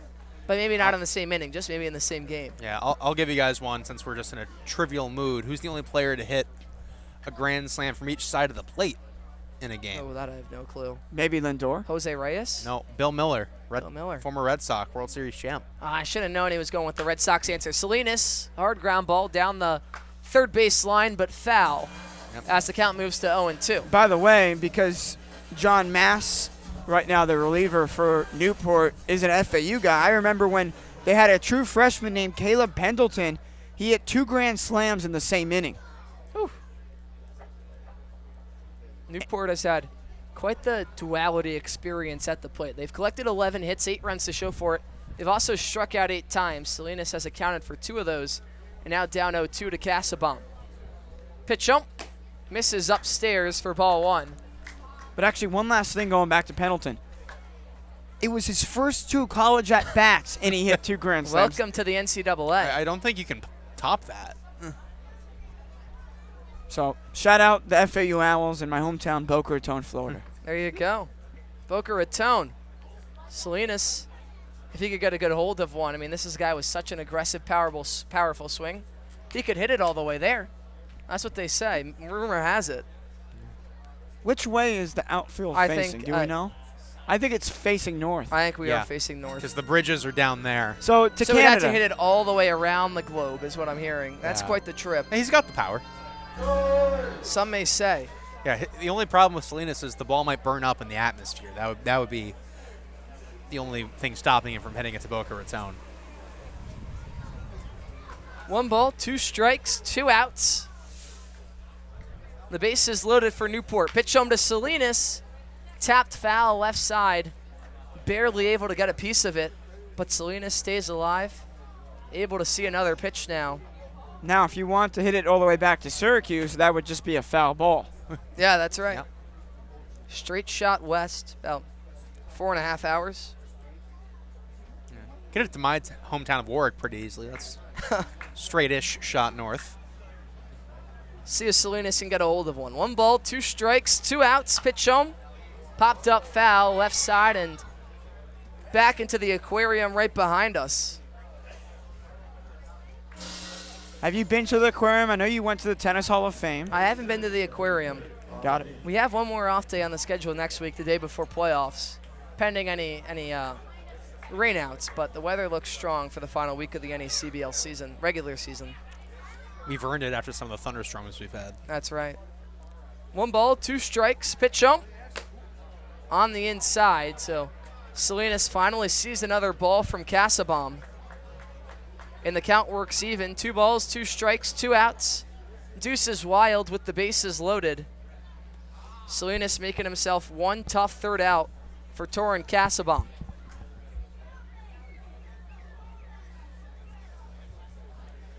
Lefty on lefty. The pitch shown. Salinas lifting one softly to shallow right field. Bredin underneath it makes the catch for the third and final out of the inning. So Newport leaves the bases loaded, but they have a 6-run lead nonetheless. Time for the top of the 8th on ESPN Plus right after this.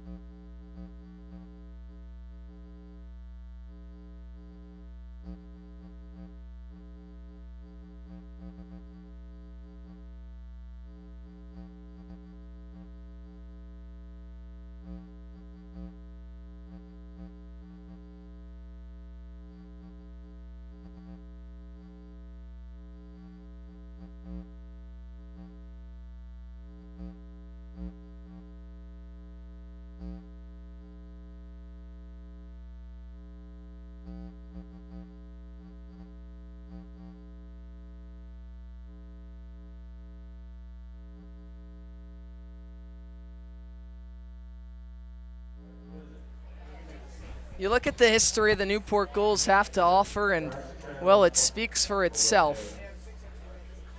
14 total division championships, 8 league championships to go along with it, and coasting to an 8-2 victory at the current moment. A couple of lucky fans taking in the action from the best seats in the house, watching John Mass stand in for his 2nd inning of relief work. Mass led a couple runners aboard his 1st inning.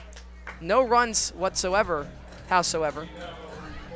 He'll now face, it'll be Mason Bredin, who's pinch hitting for Antonio Ducatelli, followed by Colin Crowley pinch hitting for DePrima, and then Jack Balser pinch hitting for Cal Chance. So a trio of pinch hitters in there for the Bristol Blues, trying to make it a closer ball game. They currently trail by 6.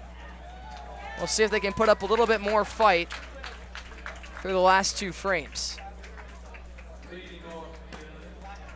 Obviously, that 8-run 4th inning, the story of this game for the Gulls, but Bristol with just 2 hits on the night, and they scored 2 runs on 2 unearned runs from Victor Frederick after an error. So basically what I'm saying is Bristol can't complain too much about that 4th inning that went haywire if they can't do much at the plate. Yeah, that's right. And it seems like every time they faced off of Newport, the bats have really struggled. I mean, the most they've scored was 4 runs the first time these 2 teams faced off, and that was a 5-4 walk-off win for Newport. And it's seeming like the Bristol Blues will fall to a 5-0 sweep against the Newport Gulls this season. You mentioned earlier they haven't been able to win at Cardines dating all the way back to 2021, and that streak will only continue to get worse and worse. The 1-2 home from Mass misses off the outer edge, and the count draws even 2-2. And that says a lot because these are in-division foes, which mean you play at Cardines Field 3 times a year. So since 2021, that's 5 years ago. That means at least 15 straight losses here. 2-2, once again, just barely misses the low and away corner. The count now full to the leadoff man, Bredin.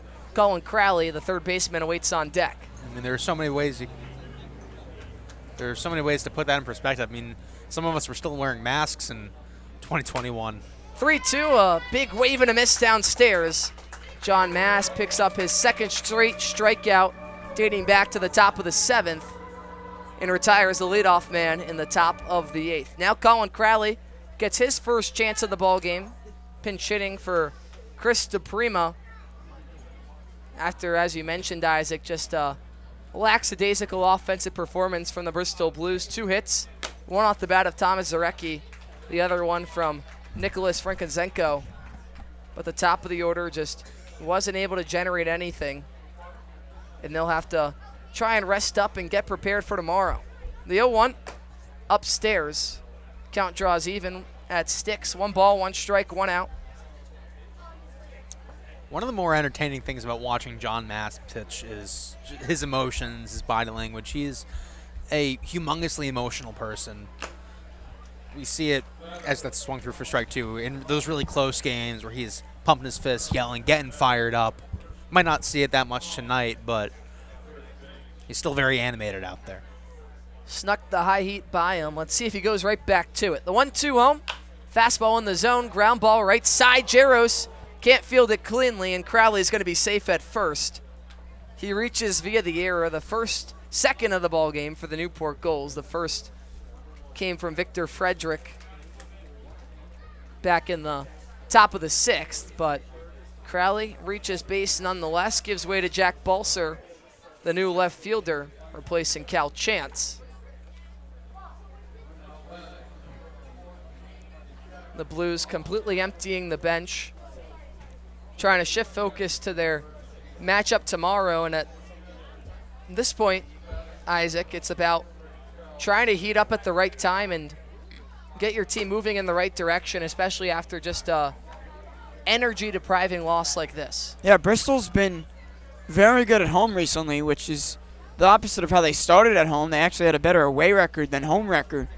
But with only 1 starter remaining in their rotation, Bristol has got to start hitting the baseball because they cannot rely on these bullpen games to be positive. Bristol faces their Connecticut foe, the Danbury Westerners, tomorrow at Rogers Park.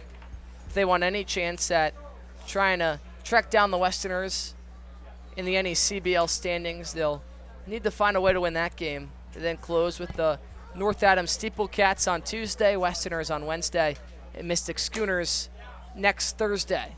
Yeah, so 3 of those next 4 matchups against teams in the playoff picture. Obviously, Danbury right above Bristol. But Bristol has crushed Mystic 3 times this season, just like they did against Martha's Vineyard. Interesting how it works. It's a walk to Jack Balser.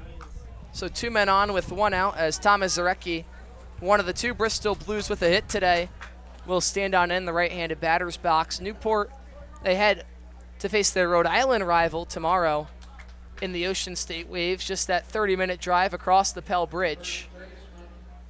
They'll be off on Sunday before heading back into action Monday against the North Adams Steeple Cats. Tuesday will be the Danbury Westerners, and they'll wrap up the regular season against the Martha's Vineyard Sharks on Wednesday. The pitch shown to Zarecki, catches the outside for strike 1. Here's the one positive if you're a Bristol Blues fan now. 246 walks as a team. Getting closer, just 8 walks away from Martha's Vineyard's record of 254 walks in a single season.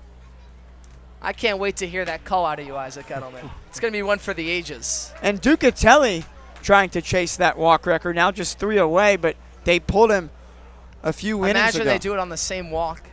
Oh, my. Oh, now we're talking. I think you need fireworks for a game like that. I mean, that'd be like Brady and Moss breaking the touchdown record on the same play.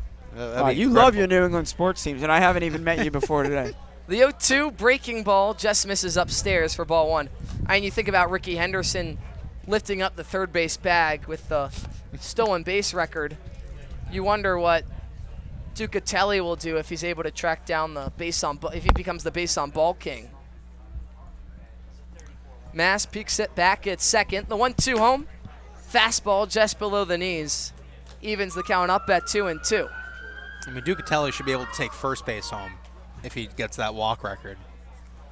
Yeah, I wouldn't mind that. Unless the baseball ends up in those houses, but oh wait, that can't happen on a walk. 2 balls, 2 strikes, 1 out.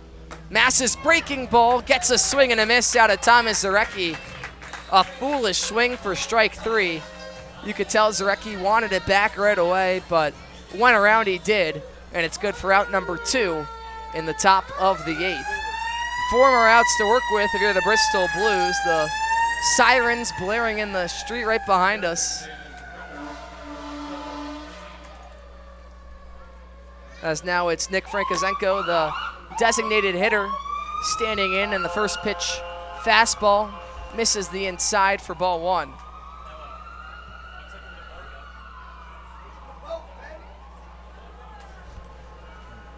The 1-0 home. Misses outside now. 2 balls, no strikes. Frankozenko not the only Towson Tiger, or I guess former Towson Tiger now, to be in the NECBL. A couple others have been scattered throughout. By the way, Harry, you mentioned Bristol emptying the bench. The fire department just emptied their... Yeah, I was about to say. All the fire trucks out there. A 3-0 count almost instantly to Frankozenko. Justin Ruiz, the catcher, awaits on deck. Fastball right down Broadway for strike 1.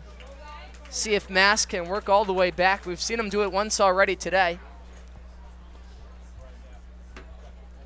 3 balls, 1 strike, a favorable hitter's count into the designated hitter. Righty on lefty. Mass peeking back at second. Now home, kicks and fires and challenges him with the high heat. Puts it right past him. And the count now full. And Frankozenko is definitely cognizant of the score. Oh, long ball here, and this is suddenly a brand new ball game, a 3-run game instead of 6. The 3-2, runner goes, fly ball to left field, coming on in, Cade Brown on a slide, makes the catch. Newport has just been firing on all cylinders, and Cade Brown adds yet another highlight reel clip into his action on the year. The Bristol Blues held scoreless in the top of the 8th. We'll head to break on ESPN Plus after this.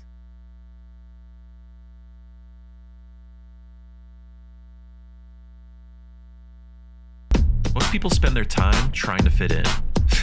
Not me. I want to be all in. I want to be in too deep, in the moment, in the center of it all, in the room where it happens. In it to make a difference every single moment of every single day. So grit your teeth and smile. Be ready to take on adversity. Be ready to transform the world. Ready for whatever life has in store. So, you in?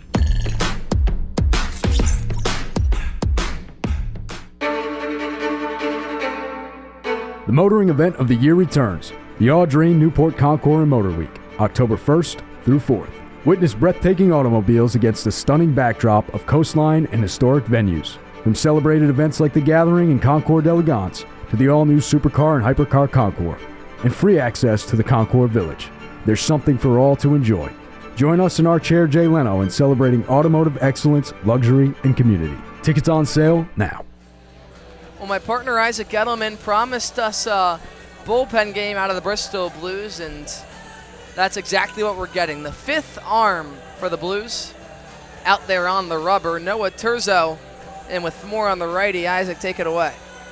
Yeah, Turzo making just his 2nd outing of the season. Last pitched here on Monday night against the Gulls. Bristol's 2 previous pitchers, Appanak and Cassabaum, their previous outings were against Newport, so these pitchers getting very familiar with Newport. Maybe not a good sign because the Newport bats familiar with the pitcher just as well. Yeah, that's right. Newport, it was very similar between these 2 ball clubs. The first 3 games of this season series, all of those games decided by just 1 run, and neither offense could seem to get going. But on Monday and now tonight, Newport 9 runs in the Monday night matchup and 8 runs tonight, and this in all events being their last opportunity.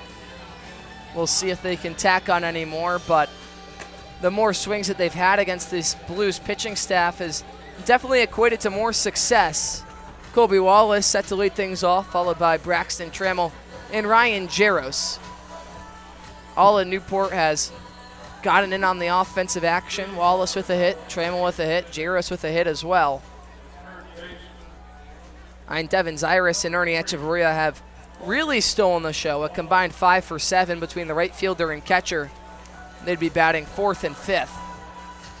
This is kind of Newport's last chance to extend this 6-run lead before they try to close Bristol out in the top of the 9th.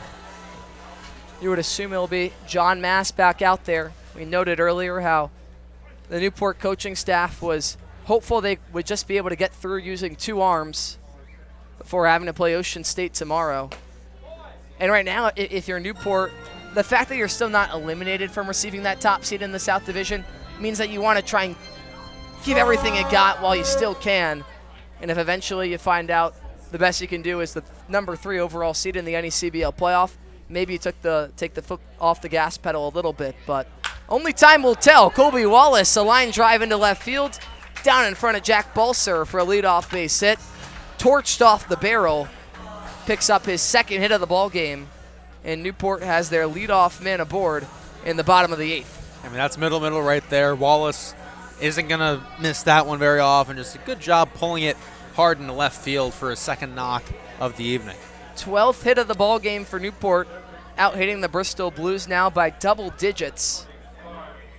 It's been a one-sided affair, but I mean, Newport's 8 runs all came in the bottom of the 4th. Other than that, it's been 6 scoreless frames up to this point. And if Noah Turzo could collect 3 outs without another run coming across, it'd be 7. Falls behind on Trammell, 1-0.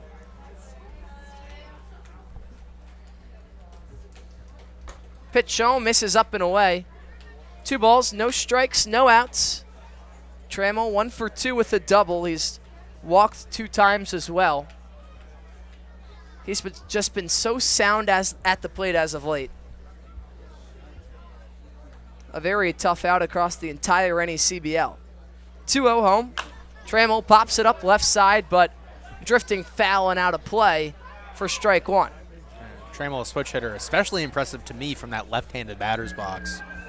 Seems that he has more power from that side. I was going to say, that seems to be where he's a little bit more comfortable, and some of his hardest hit balls of the season have come in that left-handed batter's box, but the versatility to be able to switch over when you're facing a lefty and get the favorable matchup makes him that much more dangerous. A high end fastball almost caught him, but instead ball 3. So now a favorable hitter's count to number 25. Right now, if I'm Noah Turzo, you've got to show this coaching staff that you could be a reliable arm in the playoffs. It's this point in the season, these new guys have to prove themselves right away. 3-1 home. Trammell goes waving at it, but grabs nothing but a whiff as the count runs full. 3 balls, 2 strikes. And you're right, this is the part of the season coming down the stretch where you can either earn playing time or you can earn yourself a spot on the bench. And the Bristol Blues will see what Noah Turzo has to offer. The 3-2 home.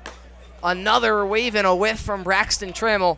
Can't quite catch up to the high heat, and he's sent down via the way of the K for out number 1 in the home half of the 8th. Because if you do not prove yourself, you will not be put into a big situation in the playoffs in a win or lose, a must-win situation. And how do you prove yourself? Doing stuff like this against the best offensive team in the league. Now Ryan Jaros stands on in. First pitch to the first baseman almost clips the elbow guard, but instead just ball 1 on the inside. A 1 for 4 day for Jaros. He lined a single over the head of J.J. Romatzik all the way back during that 8-run explosion in the bottom of the 4th. Pitch home from Turzo, bounced in the dirt. Couldn't quite reach home plate. And if there's one takeaway early from Noah Turzo's outing, it's that he's fallen behind in a lot of these early at-bats. While he was able to work back against Trammell, this isn't the ideal place to be. Pickoff move over towards the first base bag. Sends Colby Wallace diving back in safely. The game we've really been keeping an eye on has gone final. Danbury has beaten Mystic 4-1. Sharks opened up their lead against the Ocean State Waves. They lead 4-1 as well. Pitch in the dirt to Ryan Jaros. 3 balls, no strikes. Devin Zyrus waits on deck. He already has a multi-hit day, 2 for 3.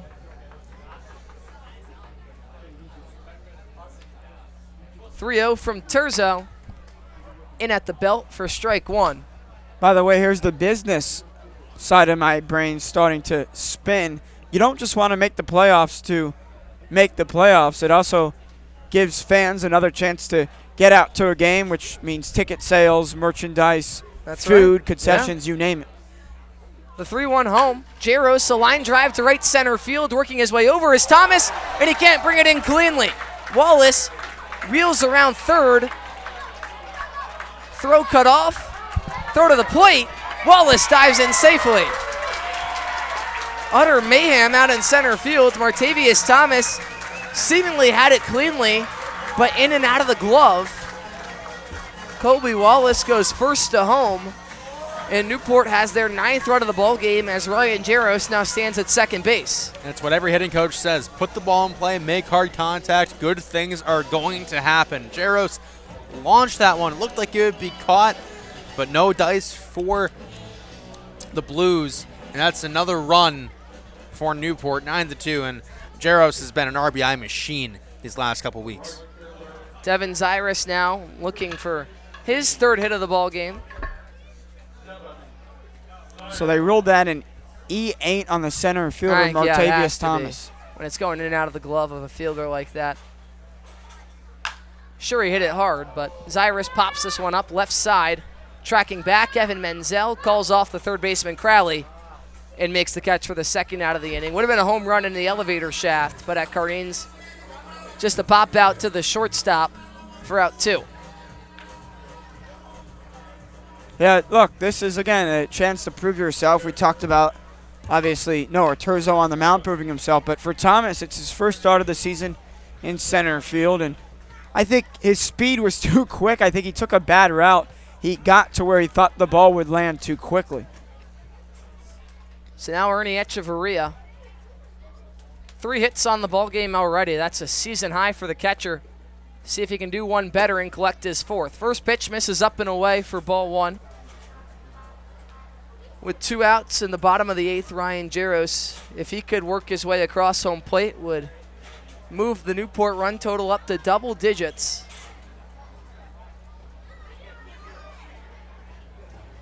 1-0 home. Echeverria pops it backwards into the netting, and the count evens up. 1 ball, 1 strike. And it's interesting, Newport obviously dominating Bristol, but it feels like they've been dominating them in every single inning, and maybe that's because the runs have been on the scoreboard ever since. But besides that 4th inning, it's really been tied. Yeah, that's right. I mean, if Newport couldn't find 8 runs within just 3 outs, in theory, the Bristol Blues would have a 2-1 lead, but fortunately, that's just not the way the cookie crumbles for the Bristol Blues. 1 ball, 2 strikes, 2 outs. Terzo trying to work out of the bottom of the 8th. Righty kicks and fires. Just misses the low and away corner. Deuces now go wild. 2 balls, 2 strikes, 2 outs. Runner on second, too, just to add to it. Runner on second. The Deuces find themselves everywhere.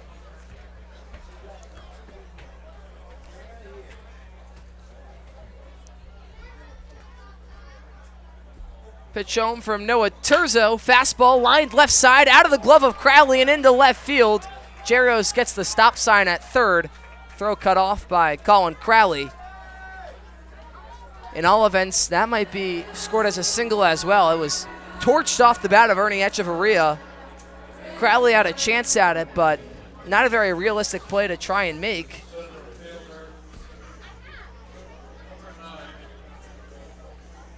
And what's funny about it is Ernie Echeverria, that does go down as his 4th hit of the ball game, 4 for 5 now.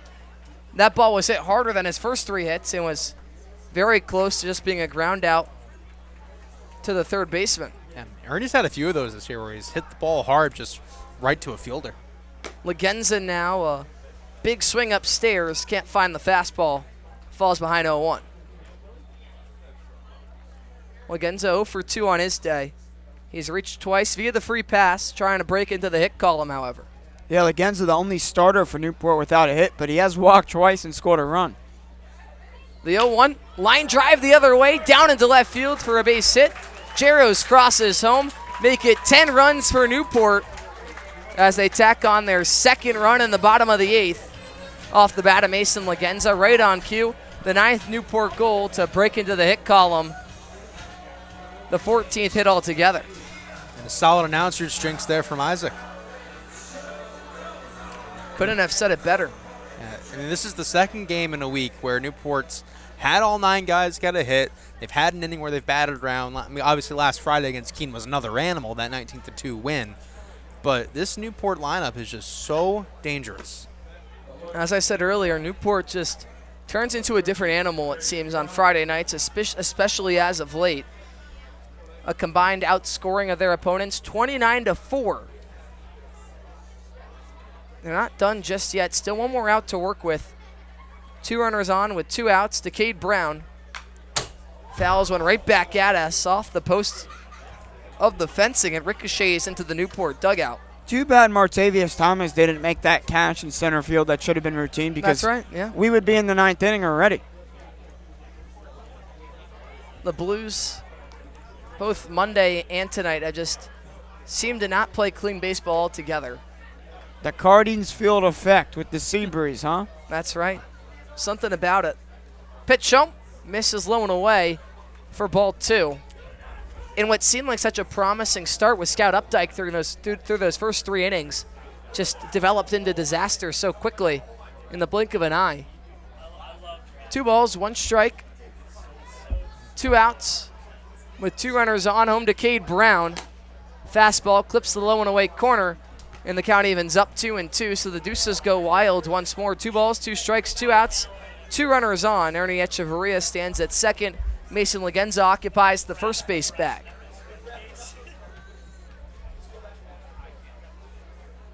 Pitch home from Terzo. Tries to go with the breaking ball away. Did he go? Yes, he did. Cade Brown doesn't like it, but at this point, not sure if he'll make much of a difference. A 10-2 ball game in favor of the Newport Gulls in need of 3 more outs to secure their 3rd straight win. Stick with us on ESPN Plus. We'll be back after the break.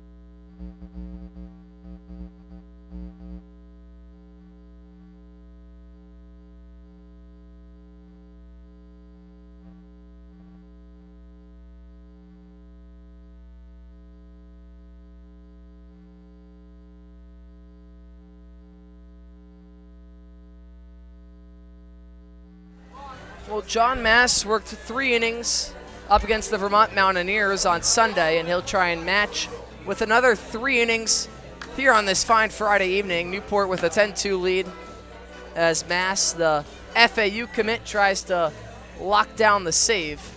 Ryan Novak warming up the right fielder. He got the off day today. What's been great for Newport is, while they've lost a lot of arms, the position player group has stayed fairly strong, which has allowed for them to roll out a lot of different lineups. And you think about the middle infield between Cloud, Gandy, and Salinas. You think about the outfield. You have Cade Brown, Legenza, and Zyrus out there right now, but you can also work in Novak. Colby Wallace can slot back there. So many different possibilities, which have allowed for the bats to stay fairly rested. But now it's time to see if Bristol can muster any late magic. It'll be Justin Ruiz, followed by Evan Menzel and J.J. Romatzik. For the moment, we'll see if any pinch hitters enter the equation. Mass, he's been fairly strong so far. Yet to surrender a single run.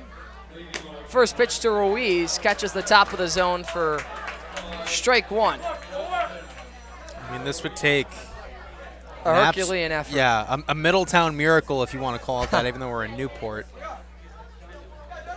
0-1 breaking ball misses upstairs. 1 ball, 1 strike to the leadoff man.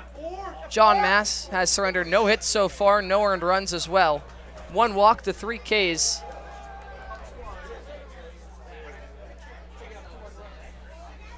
The 1-1, big fastball upstairs. Ruiz can't catch the high heat, and it's strike 2. John Mass, what a great opportunity for a kid that grew up in Portsmouth, Rhode Island, just a hop, skip, and a jump away from Cardians Field. He's had multiple opportunities to close out a couple of Newport victories this season, and he picks up his 4th strikeout of the evening, this time looking, as Ruiz can't get the bat off the shoulder at the breaking ball. Gives way to Evan Menzel, the shortstop. We mentioned it last inning, the Bristol Blues still stuck at just 2 hits. Menzel with none of them, 0 for 3 on his day. They've been completely shut down by just a 2-man crew. Victor Frederick worked through the first 6 innings of work.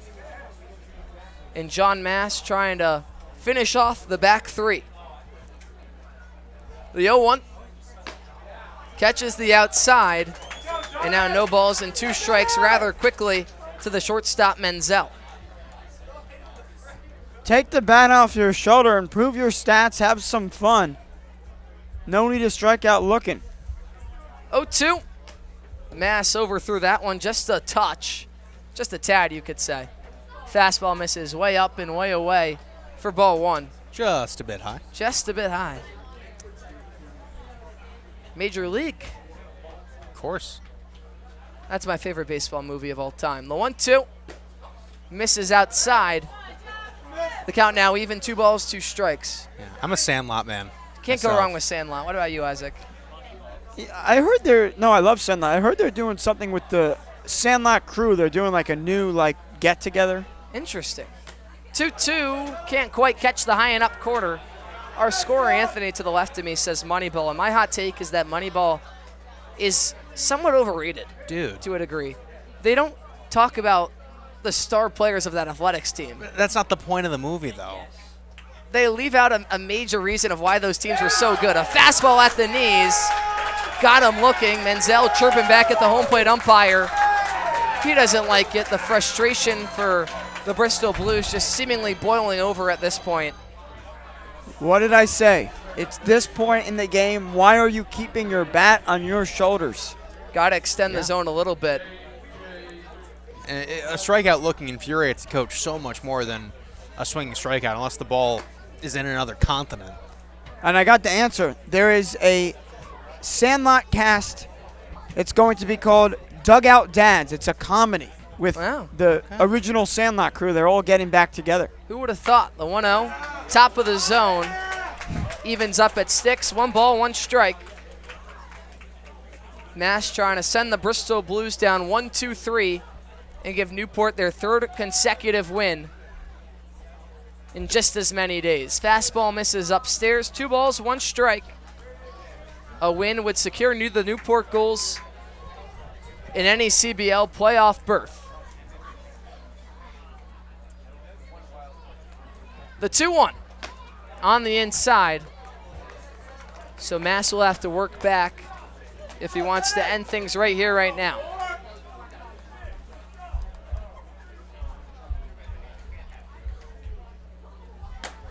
(3-1) catches the outside and just about as full as it gets now. 3 balls, 2 strikes, 2 outs in the top of the 9th.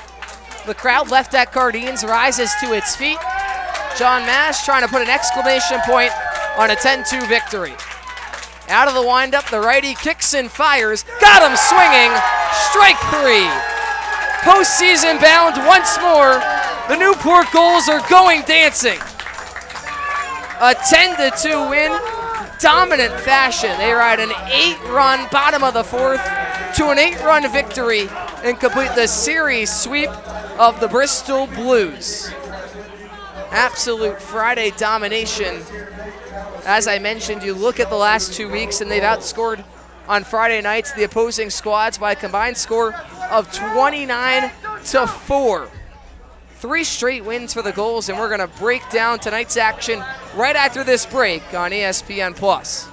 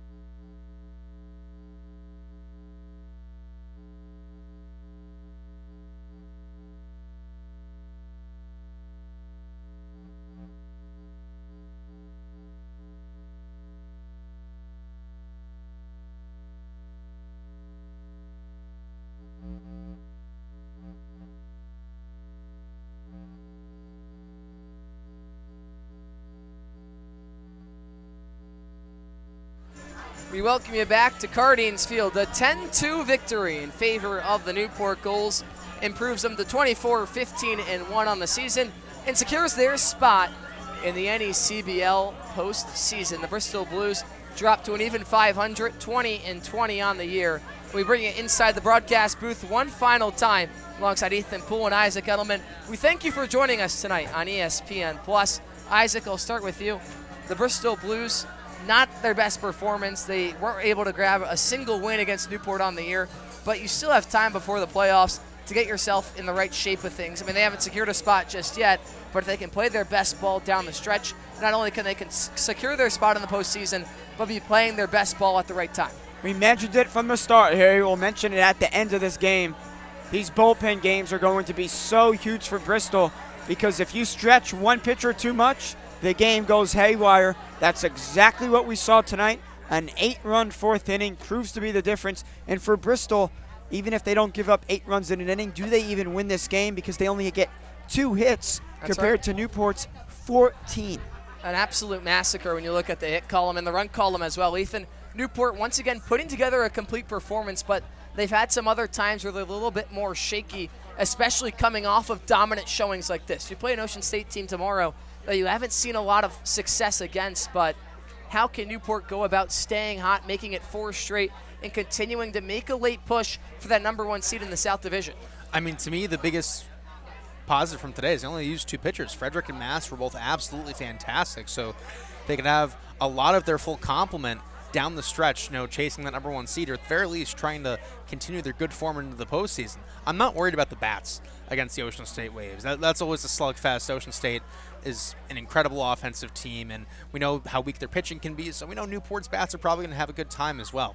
The issue is limiting Ocean State. It might not be holding them to 2 runs and 2 hits like they did to Bristol tonight, but holding them to a reasonable number. 4 or 5 runs should be enough to get a win and salvage the last game of the Pell Bridge Series. Well, before we say goodnight, just a couple of thank yous. First to the media team, Olivia, Adelina, Veronica, Michael, and Tyler, the best in the biz. Thank you for all you guys do. On the broadcast operations side of things, Matt Clements, Matt Benestad, Carter Holubesco, Joe Dupuis, and Sorka Lewis, our producer and director. Thank you for all that you do. Shout out Tom Lima and Mikey Basile, as always. From up here in the booth, Ethan Poole, thank you for joining us. A pleasure, as always. Isaac Edelman, safe travels back home. Good luck with the rest of the season. A 10-2 win for the Newport Gulls. We thank you for joining us on ESPN+. I'm Harry Tidwell saying so long and good night, everybody. A 10-2 win for the Newport Gulls. They complete the series sweep of the Bristol Blues and also clinch a spot in the NECBL postseason. Alongside today's player of the game, Victor Frederick, the starter on the mound, went 6 innings, allowing no earned runs. And Victor, how great was it to be back out here on Friday night? It was awesome. Stadium was loving it. Great atmosphere, always here Friday nights at Cardines. You set the tone on the mound, and John Mass followed suit right behind you. How important was it to save those arms and only use 2 guys on the bump today? It was huge. We're definitely grasping at straws right now with the arms, but the game plan was me and Mass, and I'm just glad we could get it done, both 8 some innings, and save some pitchers for tomorrow.